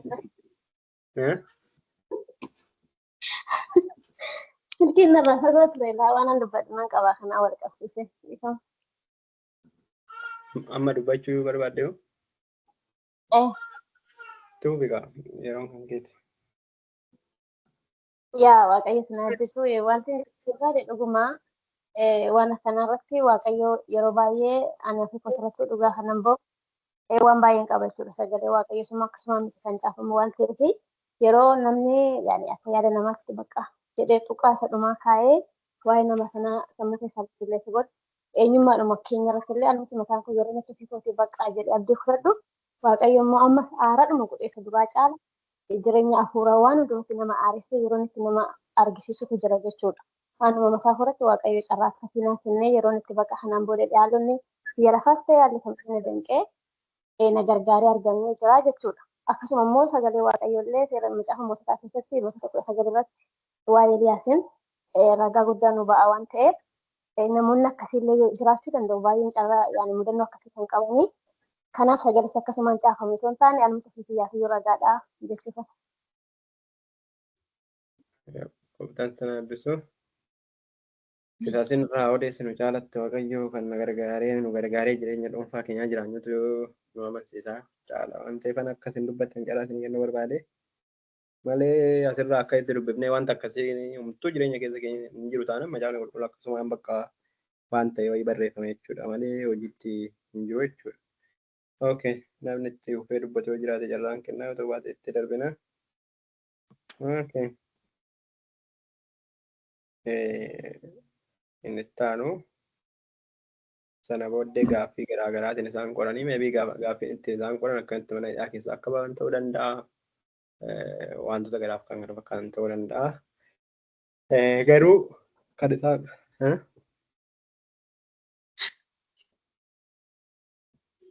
namni waa dubbataa jiru.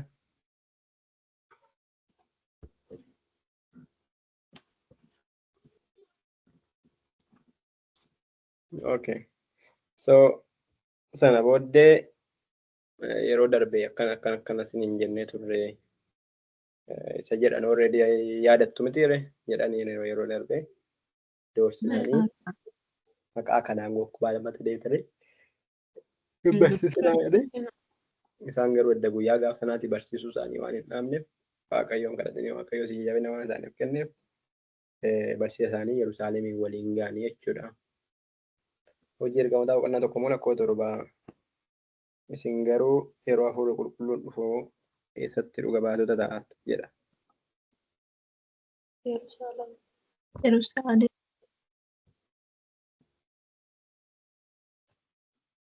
Yerusaalem miti? So Yerusaalem waliin ga'aniiru jechaa yeroo inni kun. Edda Yerusaalem waliin ga'anii eessa dhaquu qabu jechuudha.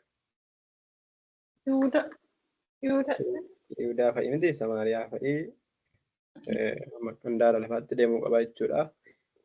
So inni itti aanu yeroo isaa Yihudaa keessa Samaariyaa keessa faca'aniif kan kana fakkaatan keessa faca'an taana argina jechuudha.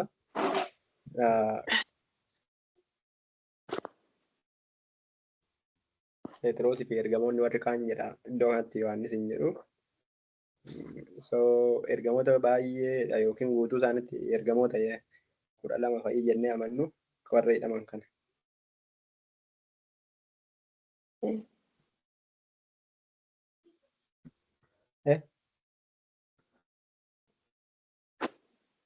Kaawwajumaan jira waan ta'eef ergamoota erga jedhe.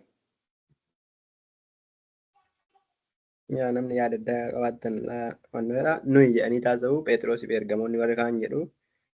Iddoo kanatti Phexros fi Yohaannis hin jedhu noormaalii ergamoota guutummaan isaanii meebii qabanii hinaaffaadhaan malee iddoo tokkotti otoo isaan deeman wookii nama 2-3 otoo waan tokkoon miti noormaalii karoorfameetuma jechuudha kan isaan dhufanii qabanii guutuu ta'uu danda'u jechuudha. Okay, sana booddee erga isaan akkanii booddee dhiiga namicha kanaa nurratti fiduu yaaddu jedhu maa jechuudha wanta kana dhiiga namicha kanaa nurratti fiduu yaaddu ammaa jechuudha.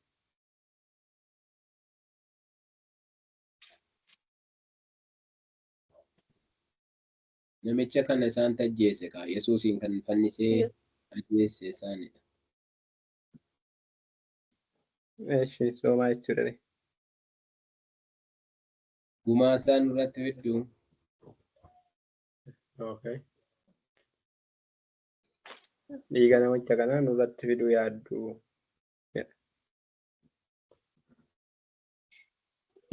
Gaafuma inni du'aa ka'u sana iyyuu akka inni du'aa ka'e sana akka isaan hin himne jabeessanii maqicha kana akka isaan hin dubbanne jabeessanii dhoowwaniiru waan ta'eef har'as immoo du'aa ka'eera gaafa jedhanii namni hundumtuu namicha Phexrosis isa isin dabarsitanii harka Philaatoositti kennitan isa isin ajjeeftan jedhaan waan ta'eef kan isaan akkas jedhan. Okay. Gooftaan sin eebbisu.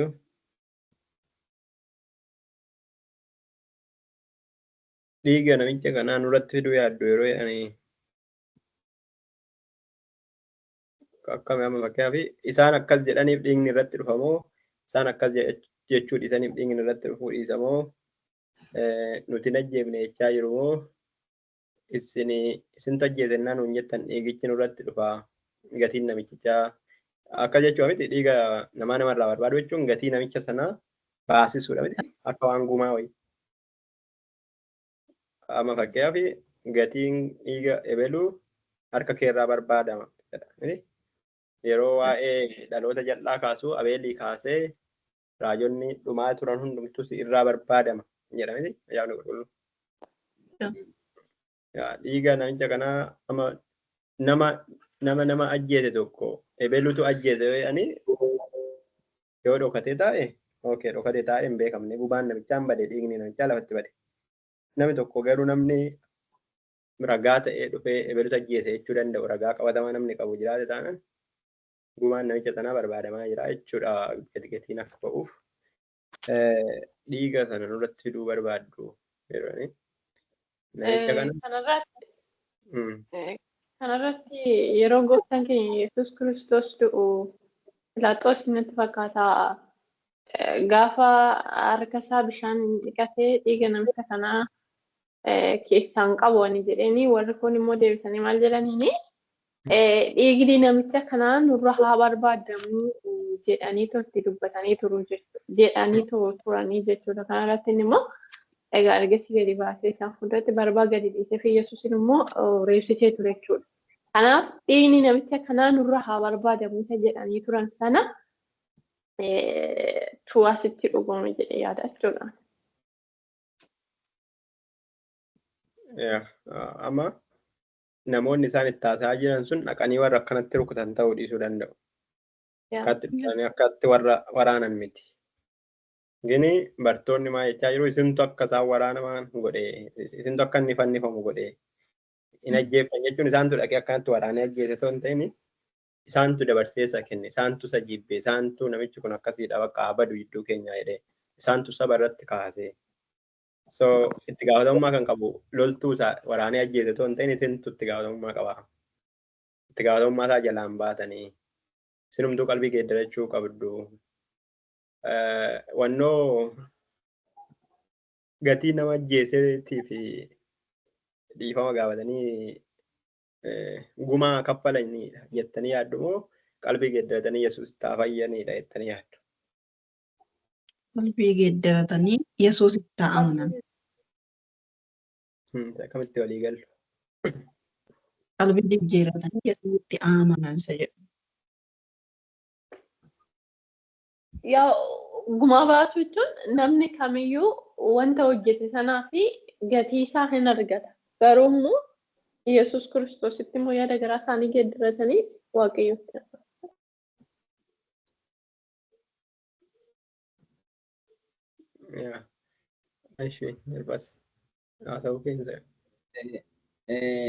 Akkuma isaan jedhan amma asirratti tarii fooniin gumaa baasuurraa wanti isaan barbaadanii wanti Phexros fa'aa barbaadan jarri kun gooftaa Yesuusitti amananii erga amananii cubbuun isaanii noormaali akka dhiifamuufidha. Maaliif gooftaa Yesuusis gaafa du'uu jarri kun isaan hin beekanii isaaniif dhiisii jedheera waan ta'eef dhiifaman argatu. Gumaa baasuurrayyuu gatii dhiigaa gumaa baasuurrayyuu dhiifaman argatu. Garuu jarri maalitti adeemanii garaan isaanii waan jabaatee jiruuf gumaa sana gara gumaatti oofan jechuudha. Gumaa kana nurraa barbaadu gara sanatti oofan. Yaa amma fira isaati waan ta'eef ajjeefne waan ta'eef gumaasaa warra loltuu warra dhaqee ajjeese dhiisanii nuyi dugda duuba akka jirru nurratti naqqaaniiru. Nuyi irratti naqqaame taane immoo sabni hundumtuu edda isaan nama ajjeesu akkas nuun jiru akkas ta'a jedhanii gochuu danda'u. Noormaali namoota aangoo hin qabne waan ta'eef ajjeesanii isaanis garaa murachuu barbaadu. Namni kan biraa waa'ee isaanii deebi'ee akka hin jenne karaa kana jechuudha. Karaa tokkoon dhugumayyuu bartoonni dhiiga isaa irratti fiduu barbaadu. Yesuus malee namni qullaa'uu hin barbaadu hin danda'u. Isaan garuu inteenshiniin isaanii namichaaf gatii kafalanii Yesuus hin dogoggorre hin baddalle kanaaf gatiin dhiiga isaanii kunooti jedhanii kafalanii kana booddee araaramoo otoo hin ta'in bartoonni kan isaan barbaadan dhiiga isaatiin akka isaan deebisanii qullaa'aniif Yesuus isaanumaaf jecha akka ajjeefame isaanumti Waaqayyo immoo du'aa erga kaasee isatti deebi'anii amananii ofii isaaniitiif iyyuu akka qullaa'anii malee wanti biraa fayyisuu akka hin dandeenyedha. Wannoon bartootaa gini karaa kanas haa ta'u karaa sanas haa ta'u gatii dhiiga sanaaf kennuu akka isaan qabanidha kan bartoonni onnoo jedhanii jechuudha malee gatii isaa noormaal namni gumaa baasee itti onnoo miti jechuudha. Okay. Kanaaf Yesuusin ajjeesee Waaqayyo du'aa isaa kaasee immoo kan kana godheef immoo geeddarannaa yaada garaa qalbii geeddarannaa dhiifamuu cubbuu Israa'eliif kennuudhaaf kanaaf ol fudhatameera. Yesuus edda ol fudhatame yeroo du'u cubbuu keenyaaf du'e miti. Yeroo du'u cubbuu keenyaaf du'e dhiiga isaatiin fayyina. Dhiiga isaatiin fayyina yeroo du'u cubbuu keenyaatiif du'e cubbuun isaan sun hundumaan qulleessaan hundumaaf du'e akkas garuu edda ol fudhatame dhiifamuu cubbuu kennuu danda'a Yesuus. Moo dhiifamuu cubbuu suma gaafa inni fannifamuutu dhiifamuu cubbuuti sana booda edda du'e bakka Waaqayyoodha. Inni maqaa gooftaa Yesuusitti amanee cubbame hundumtuun fayyadha akka macaafni qulqulluun. edda du'ee du'aa ka'ee ol fudhatame waa'ee dhiifamuu cubbuu quba qaba. Amma dhiigni gooftaa Yesuus cubbuu hundumaatti nama fayyisa yeroo jennu dhiiguma isa gaaf sana lola'etu bara baraan nu qulleessa jechuudha. Waan akkasiitiin malee daganaa cubbuu keenya dhiiga haaraa nu gad dhaqee ammoo nutti tapha nu dhiiga nu fidee gad naqee waan nuun jedhu miti akkuma kana gooftaa Yesuus isuma amma gaafa ol fudhatamutti qofaadha moo idduma ol fudhatame iyyuu ammayyuu dhiifama cubbuutiif isumatu jira jechuu barbaade. Har'ayyuu eenyusaa cubbuutti qulleessu jedhesuma sanatti. Dhiigni sun gaaf sanaati miti dhiigichi sun gaaf sanaati gini gooftaan Yesuus har'a amma yeroo kadhannu dhiiga keetiin nu qulleessi yeroo jennu already dhiigni isaa dhangala'e miti noormaalii dhiigichi sun akka nuuf dhangala'e minaamini akka ta'e gooftaan dhiiga isaa akka nuuf dhangalate yeroo hin fayyina miti. Gini gooftaa har'a akkuma waan har'a nuun jedhutti kadhanna miti dhiiga keetiin na qulleessi jennee akkuma waan amma dhiiga isaa fidee nutti naqee akka itti kadhanna. Kanaafuu kadhannaan suni gooftaa Yesuus ammayyuu waa'ee dhiifama cubbuutiif dhaabatee jira moo bakka dhiifama cubbuu wanti jedhamu inni gaaf sana xumureera bakka xumurameen nama waaqummaa isaatiin jireenya biraa jiraachaa jira. Waa'ee araarsuu waa'ee dhiifamaa ilaalchisee poozishinii sanarra ammayyuu jira moo ammuma gaaf du'uu qofatti amma namummaan isaa keessaa fudhatamutti irra ture jechuudha. Jecha wanti isin hin galle yoo jiraate akkattan gaafa dhuu wallaale ta'e hin beeku. Naagalee raanaaf garuu ani naaf beeku.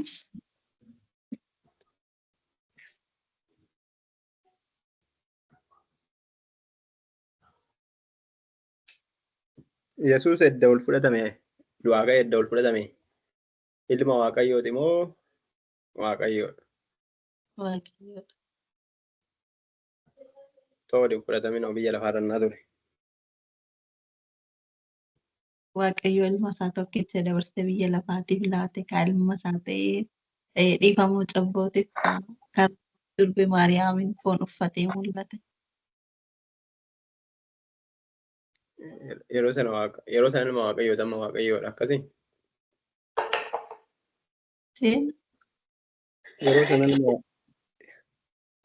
Yeroo sana ilma waaqayyooti yoo amma waaqayyoodha akkasiin jedhe akkatti otoo hin du'in du'aa fi edda du'aa ka'ee booddee.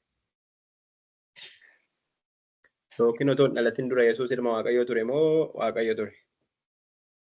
Akkamitti yaadee?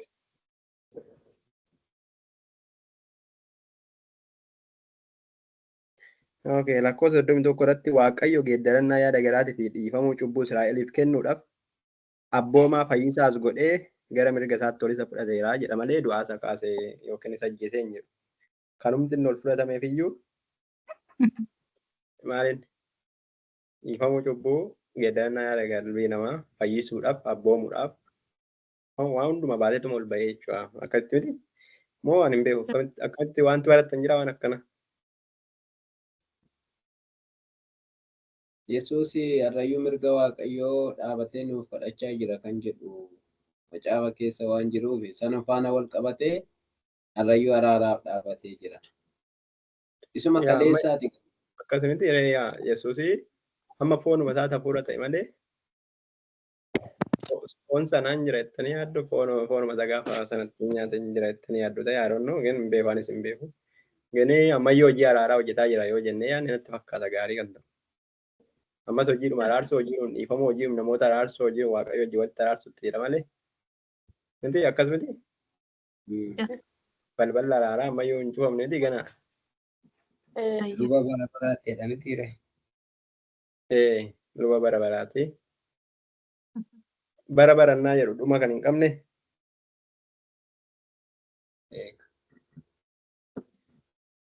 Dhuma kan hin qabne yoo ta'e immoo yeroon itti araarri dhumu jira miti araara booddee maal godhaluun. Yeroo itti araarri dhumu hin jiru yeroo itti already namoonni firdii fudhatanii warri qullaa'an yeroo hundumaatiif qullaa'anii yerootti okay maal isin yaadan deemtanii gooftaan sana eebbisu. Okay. Kanaaf nuyi waaqayyoof abboomamuutu dura caalaa namaaf abboomamuu irraa isa jedhu irratti mee xiqqoo haa turre. Yaada keessan keessatti yaadaa.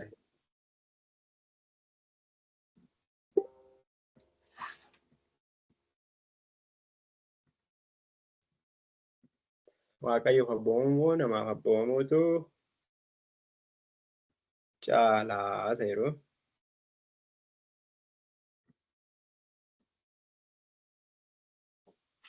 Egaa amma asirratti ergamaa Waaqayyo mana hidhaatii baasee deemaati lallabaa erga jedhee Waaqayyotu ergee ergamaa sana kuni dubbii Waaqayyooti deemanii wangeela lallabuun. Waaqayyoon dhaga'anii deemanii dubbii Waaqayyoo jira oolchuudha. Wanti isaan jedhan namoonni sun jedhan immoo maqaan kana maal lallabdu maaliifi maqaa kana dubbattuudha. Kanaaf isaan immoo maal jedhanii nuti ajajaan deemne yaan isaanii ga'a. Ajajaan deemne kan nu ajaje Waaqayyoodha. Waaqayyoon dhageenyee deemaa jirra.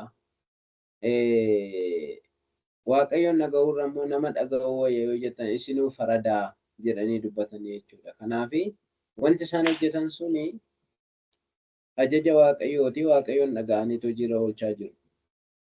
Namoonni sun immoo faallasa sanaa isa Waaqayyoon jedhe dhiisaatiin irratti lallabiina maqaan kanan dubbatiinaa jedha. Kanaafidha kana gidduutti kan kun ka'ee jechuudha. Gara dhuunfaa keenyaatti immoo deebifnee yaada bal'aa himuu dandeenya.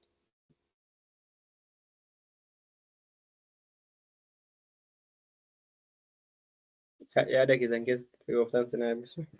Yaada keessan keessa naannesaa jirtu yookiin yeroo darbe yookiin yeroo dhufu wanta akka kanaa yoo naaf gaattame. Tarii kallattiidhaan akkuma isaan kanaa ta'uu dhiisuu danda'ame. Akkuma isaan kanaa isa Waaqayyo isinitti agarsiise isaan immoo akkanan godhe siin jechuu dhiisuu danda'u. Gin bifa biraa qayyaratee kan nutti dhufu amma guyyaa guyyaa hin baay'ee miti. Waaqayyo immoo nama dhaggeeffadhu kan nama jechisiisu jechuudha. Okay. Yeroo baay'ee obboloota shamarranii ta'ee dhiirota haala hin beeku abbaa irraa dhaga'u.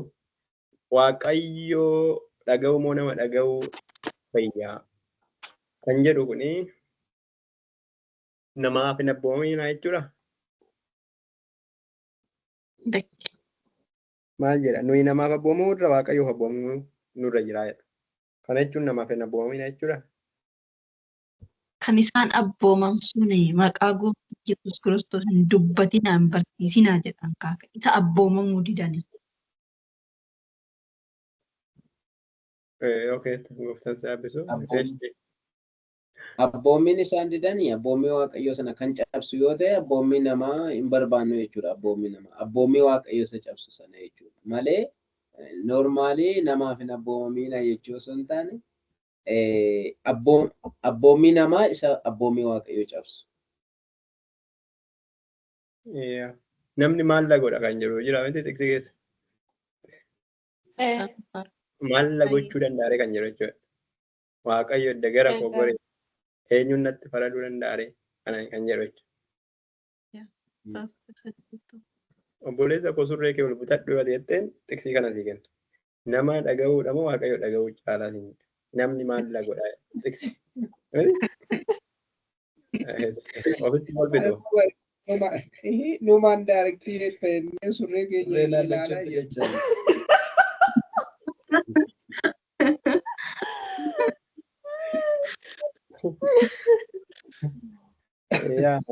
Yaa obboleetti koo akkana akkasii jettee itti dubbatte ati keessan dubbatte maybe atitti dubbatte isaan garuu keessan si deebisuu hin danda'an jechuudha ba'anii iddoo paablikiitti akka ati dubbiftu barbaadu siif deebii hin kennan asumatti mana keessatti waliin golfannu.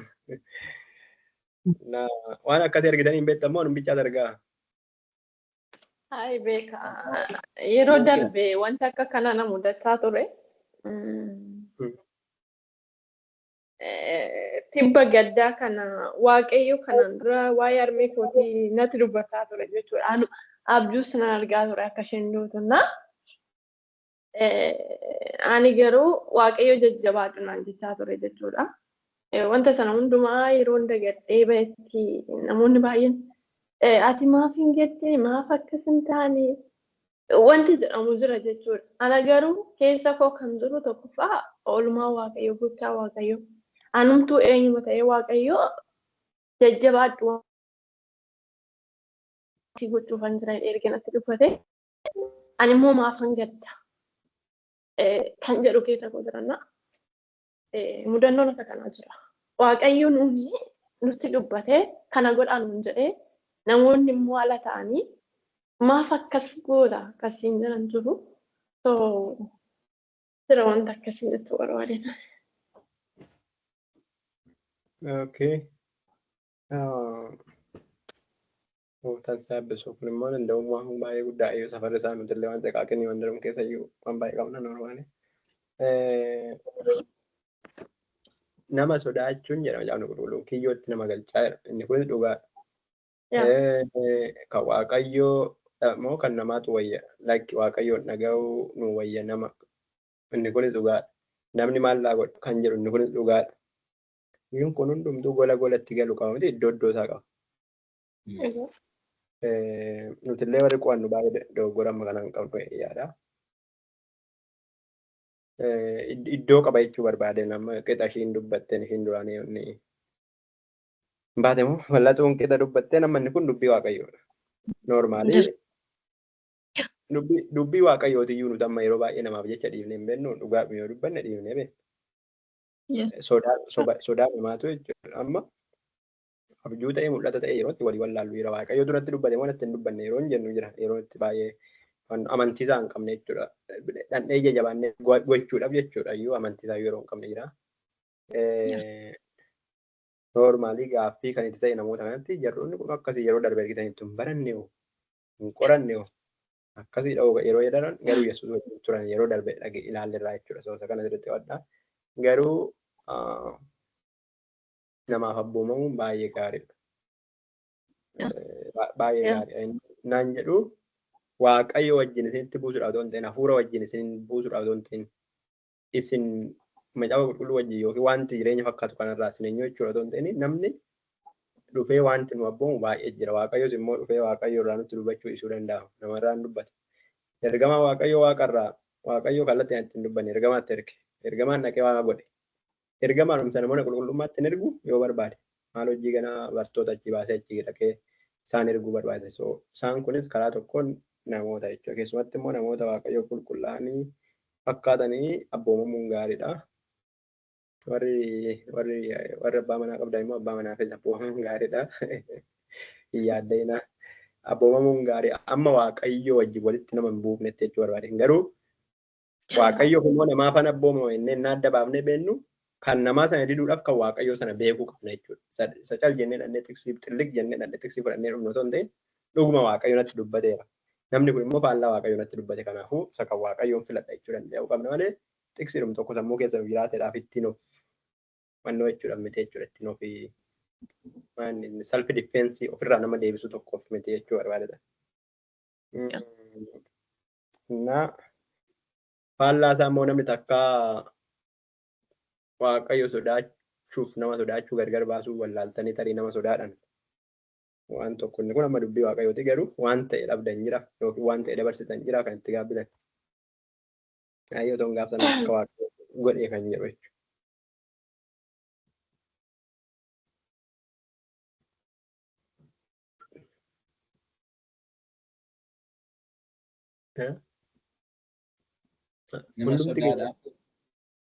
Hundumti keenya waaqayyoon sodaannee jiraanna nama hin sodaanne yookiin nama sodaachuu namaaf abboomamuudhaaf jecha waan waaqayyoo dhabdanii kan beektan jiru.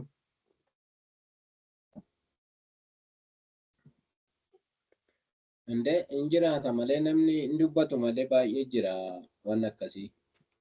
Yeroo tokko jechuun nama sodaachuudhaaf abboommii waaqayyoorra yeroo darbamu jira.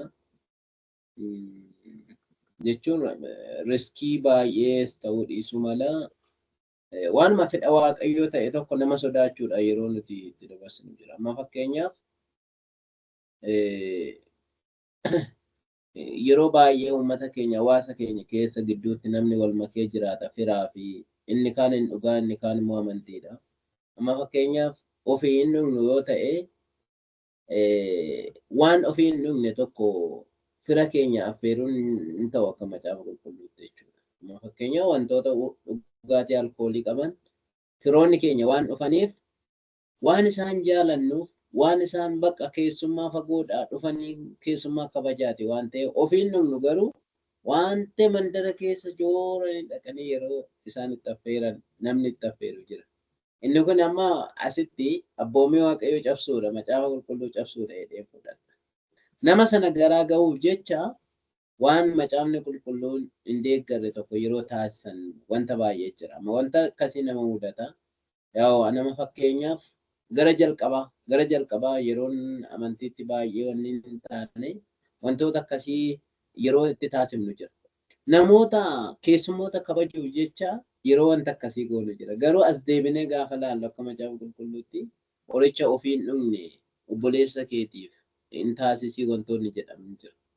Yaa isaanoon dhuguu osoo ani dhiisee isin dhuguu jedhee namni baay'ee wantoota akkasii taasisa. Kana qofaa miti wantoota kana fakkaatan hedduu wantoota abboommii waaqayyoo macaafa qulqulluu faana wallaallanne nama sodaachuu wanti goonu jiraachuu danda'a. Gooftaan sana eebbisu. Yaa'us akkasii sodaanneetuma callisna malee waan baay'eetu jira jechuudha. Waan baay'ee jira. Keessumatti sagalee waaqayyoo wallaaluu keenyaniini kana qofa otoo hin ta'in namuma hafuura jedhamee nutti dhufe tokko kuni diimadha kuni gurraacha yoo nuun jedhee sagalee waaqayyoo amma yeroo jennu waaqayyoo natti dubbachuu isaa beekuu kan hin qabu jechuudha. Yookiin macaafa qulqulluu keessa jira yookiin keessa kootu dhugaa naa ba'a. Wantichi waan ta'e sagalee waaqayyoo ta'uu isaa beekuu qaba jechuudha. Dursee kan namaa wajjin wal bira kompeerii gochuudha. Fakkeenyaaf raajichumti sobaa tokko hafuuraan dubbata yoo ta'e nama waaqayyo ta'ee namni nan amanu raajiin sobaatiyyuu waaqayyo irraa isin garagalcha yoo ta'e jedhamti macaafni qulqulluun raajii sana duukaan dhagina jedha. Raajii nuti sobaa waaqayyo wanta keessan keessa too jiru macaafni qulqulluun keessa too jiru hubannaa waaqayyo isinitti hin dubbanne abjuudha yookiin mul'ata. Yeroo raajiin tokko dhufee namni isin nama waaqayyo jettanii yaaddan wanta waaqayyoon hin fakkaatu jettanii isin amantan tokko dhufee isinitti dubbatee yeroo jettanii inni kun yaada namaati malee yaada waaqayyoo miti noormaali. Namni waaqayyoo dubbateedhaaf yookiin raajii dubbateedhaaf yaada waaqayyooti jechuu kooti miti inni nani waa'ee waaqayyoo kaasuu barbaadeef. Isaan kun waaqayyomarraa dhagaane ergama waaqayyoorraa dhagaane kan naxxarre jedhe isaa sirriitti kan naxxarame isaa jechuudha qulqullaa'aadha. Kanaafitu kun waaqayyo malee raajii wayiitu dhufeetti mee dhaqa akkas godhaa jedhee miti jechuudha. Numti raajiin nutti meeyyuu kan waaqayyoo ta'uu dhiisuu danda'a. So yeroo baay'ee kan waaqayyoo keessa keenyatti yookiin waaqayyo kallattii nutti dubbatee nutti mul'ate yookiin keessa keenya kaa'ee yookiin macaafa qulqulluu keessa kaa'ee waan jiruufi kun yaada waaqayyooti kun yaada namaati jennee adda adda baasuudhaaf isa ta'e wantoonni nuti dhabnee amma maatti takaalamnee afne baay'ee jira. Maal jedheen obboleessa koo kana gaddisiisaa maal jedheen obboleetti koo gaddisiisaa jennee waan baay'ee qadaannee kan irra teenyee garuu achi siquu dinnee faqa cubbuuyyuu kan ta'uu danda'u. Otoo keessi keenya nu dhorku otoo macaafni qulqulluun akka akkas jedhu beennu yookiin yeemummaadhaan yookiin wallaalummaadhaan wanti nuti goonu waan baay'ee jira nama dhaga'uu irraan kan ka'e jechuudha. Otoo gaaf sana jarri kun namoota guddoo kana namoota beekoo kana namoota akkasii kana sodaarraa kan ka'e dhaga'anii bakka abboo wanticha halkan argine sun soba natti fakkaata jedhanii yookiin immoo ignoor godhanii dhiisanii yoona macaafni qulqulluun eessa jiraata jedhu ilaala. Namoonni sun garuu jidduu sanatti fiiganii mana qulqullummaatti dacha'anii sana booddee Israa'eliif kennuudhaaf jedha. Israa'eliidhumaaf qofa kenne kutaa sanatti lakkoofsa 21tti Israa'eliif kennuudhaaf jedha.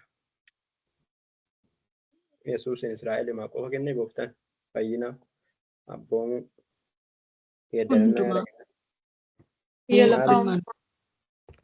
lafaa hundaaf. Maaliif ergamoonni akkana jedhan jettanii yaaddure?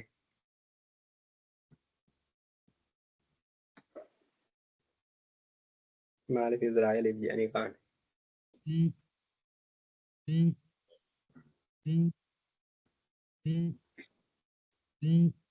Ergamoonni sababa akkas jedhaniif qabu.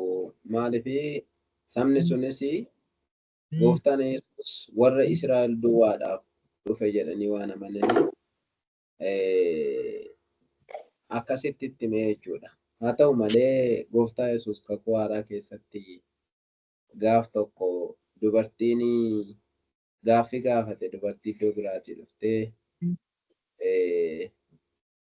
irbaata umaaf qophaa'e saroota jala buusuu hin danda'amu jennaanii isuma irraa hafe sana sarootaaf kennuu hin danda'amu. Amantii akkasii Israa'el keessatti argee hin beeku. Maaliif Yesuus warra Israa'eliif dhufe isheen karaa biraa ergamni ishee dubbattee Israa'eliif haa dhufuyyuu malee nama hundumaaf hin ta'a hin ga'a jettee karaa biraa raajii dubbachuu isheeti jechuudha. Kanaaf yeroo baay'ee saboota sana gidduutti Yesuus Israa'eliif dhufe jedhanii waan amananiifidha kan inni kanaaf achitti dubbatanii jechuudha. Gooftaan sana eebbisama konserniin isaanii waa'ee dhuma Israa'eliiti malee waan ammatti fagoo hin jiru. Karaa biraatiin bartoonni Yesuus addunyaa hundaan dhufuusaa ammatti baay'ee dhuma tokko hin dhumne faayidaan isaa iyyuu Ammatti immoo kan jiran Inda'uum Israa'el otoo hin ta'in keessayyuu eessa jiru? Yerusaalem jiru. So Israa'el iyyuu guddaadha ammatti. Karaa tokkoon bartoonni Israa'el jechuun isaayyuu jarri Yerusaalem maal gootan itti yaaniin waliin geessan itti yaani. Yerusaalem Israa'el keessaa paartii xiqqoo magaalaa guddoo inni. Garuu bartoonni Israa'el yeroo yaani Inda'uum gana ammayyuu mandaroota hundumaa kan Israa'el keessa jiran alayyuu bahuu yoo baatan ammayyuu Inda'uum karaa tokkoon jechuudha. Mandaroota hundumaa Israa'el keessa warra jiran ammayyuu dhaquu akka qaban dubbachuu miti karaa tokkoon. Inda'uum itti abdii kutachiisudha jechuudha. Haala akka nuti Yerusaalem jenne Inda'uum Israa'el hundumaa iyyuu ganaa fudhataasa yeroo jechuudha. Karaa tokkoon bartoonni gammatti hubannaa kan biyya lafa kan addunyaa baay'ee isaa keessaan qaban. Lammaffaa immoo warrumti jarra taa'anis waa'ee Israa'eliitiif waa'ee saba sanaatiif kan ciniinnaa qaban malee waa'ee saba ormaa baay'eetti faayidaa isaanii keessan jiru ta'eef wanta waliin fakkaanne akkanaa sabneef Israa'el inni jedhu suni karaa tokkoon neegatiivili karaa tokkoon immoo poozitiivili yoo ilaalle Israa'el kan jedhu karaa tokkoon namoota sanaaf naasudha. Isaan Yerusaalem iyyuu waliin geessan jechaa jiru ganaa nuti Israa'el iyyuu akka dhalnaa akka waan jechuuti Israa'eliif iyyuu kaa'ameera Yerusaalem qofa otoo hin ta'in. Karaa tokkoon immoo ammatti konsarni isaanii Israa'eluma namoota waaqayyooti warra ormaa biratti baay'ee hin deemamne itti dhandhaa gara fuulduraatti warra ormaa fuulduraa mooftan sinaa ibsu so Yesuus waaqayyo gara mirga isaatti ol isa fuudhee jedha du'aa kaa'ee namni ol isa fudhatee jedha sagan irratti baay'ee hubannoo hin qabnu nu immoo waan kanaaf dhuga baatudha jedhaniiti dhuga baatuu kan isaan ta'an dhuga baatuu jechuun maanni nama waa'ee waan tokko haasa'u jechuudha.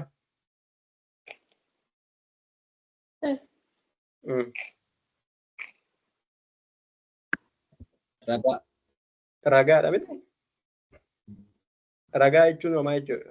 Ragaa ama dhuga baatu yookiin raga baatu yeroo jedhu ragaa yeroo jedhanii maa jechuudha ragaan sun? Afaan biraatiin misikiriidha. Misikiriin sun hojiin isaa maali? Waan mirkaneessu. Waan argee fi waan dhaga'e miti. Maal argan jarri?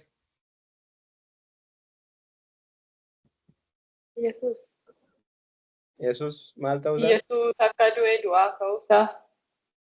Mirga waaqatti ol fudhatamuusaa. Maal akkamitti argan hafuuraan immoo fooni? Foonumaan argan malee isaan bira turan. Foon inni miti? Fooni. Yaa misikiriin nuti jennu isa yeroo sanaati jechuudha. Amma jarri sun Pheexroos fa'i akkana godhanii yeroo jedhu ragaatti barbaadu. Ragaan tokkoffaan ebelu, ragaan lammaffaa ebelu. Innaan akkas godhu argina, innaan akkas godhu dhageenyarra kan nyaane jechuudha. Misikirii jechuun nama dubbicha sana bira jiru arge dhaga'e yookiin waa'ee isaa akkasitti beeku jechuudha. Malee amma fakkeenyaaf misikirii waa'ee mana kootii otoo hin beekin misikirii ani amma si waammachuu hin danda'a. Anii fi haati manaan koo wallollee mana wannoo wal geessinee faantu misikirii kooti yoo hin jedhe danda'an. Osoo hin beekin hin danda'a. Maaliif bira hin jirtu hin argine hin dhageenye hubannaa isaan qabdu keessa gaaffii yeroo abbaan murtii gaafatu deebii kennu sun qabdu jechuudha. Yeroonni sun kallattumaan argan gaafumallee mucaa isa dhuma irratti itti dabalame itti filatanii nama jalqabaa kaasee ebeelu Yohaannis cubarraa kaasee nu bira ture nama Yesuus Kiristoos amma inni du'aatti du'aa ka'utti nu bira ture ijaan arge yeroo ba'ullee ijumaan argan. So ragaa ba'uun wallaalan jechuudha. Yaanni isaanii waliin makuu jechuudha. Nama lamaa sadii koo yaanni isaa wal fakkaata isaanin sirriidha jedhu miti abbaan murtii. Yaanni isaanii akkaataa itti ibsan adda adda ta'uu danda'a. Gini akka wal fudhatame irratti wal mormii hin qaban. Akka furri gubbaan gad dhufetti wal mormii hin qaban. Akkaataa inni fannoo irratti ba'etti wal mormii hin qaban. Akka inni du'e awwaalame wal mormii. Edda du'aa ka'e immoo akkaataa inni otoo waliin fudhatame dhufee isaan bira nyaatee dhuge wal mormii hin qaban. So dhugaa ba'uu jechuun isa kana jechuudha. Inni isaan dhugaa ba'an yoo fudhatamuu baate garuu kan biraa kan dhugaa ba'u jira. Inni maa inni? Yaa har'a isa kanatti xumurra. Isa kana takkaa yaada keessanitti yaaddanii beektu yoo kan keenya dhaga'amuu baate jira miti yeroo tokko tokkoon tajaajilaa yookiin waan ta'e goonaa yookiin waan namatti himnaa Inda'uum yoo danda'ame har'uma rukunnee buruqsinee ajjeefnee waan ta'e goonee dhugdhibeedhaan illee ta'u rukunnee namni sun akka amanu goona barbaanna miti. Garuu kutaa kanatti nuti akka foonitti dhuga baatota yaan argine dhageenya waan dhuma waan dhageenya waan argine kana gonkumaan dandeenyu dhiisuu jedhanii wanti isaan arganiif dhagaanis baay'ee nama amansiisa. Garuu yoo isa kanaan illee amanuus baattan immoo kan biraa akkuma nuti dhugaa baane kanatti maal godha? Akkuma dhugaa baane kana innis akkanatti dhugaa baana. Kana jechuun maal jedhu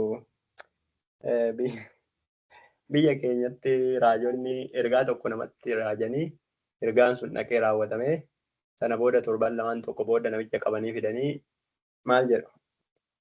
Dhugaa baatidha.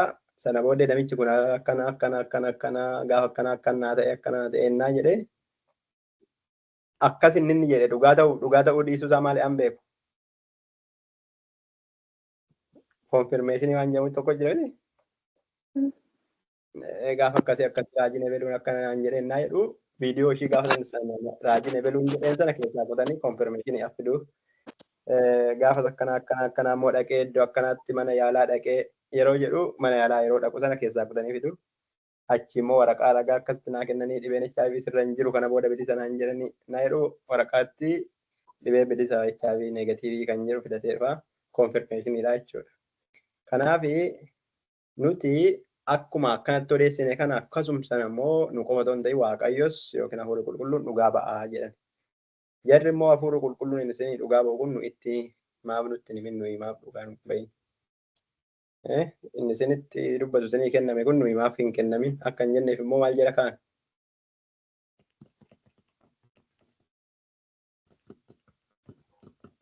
Nuyitti maan nutti hin dubbatin nuyitti maaf ergamaan nutti hin dhufeen himin nuyitti ergamaan Hafuurri Qulqulluun yoo jiraate maan dhufee nutti hin dubbatin si'itti bichaa akkamitti dubbate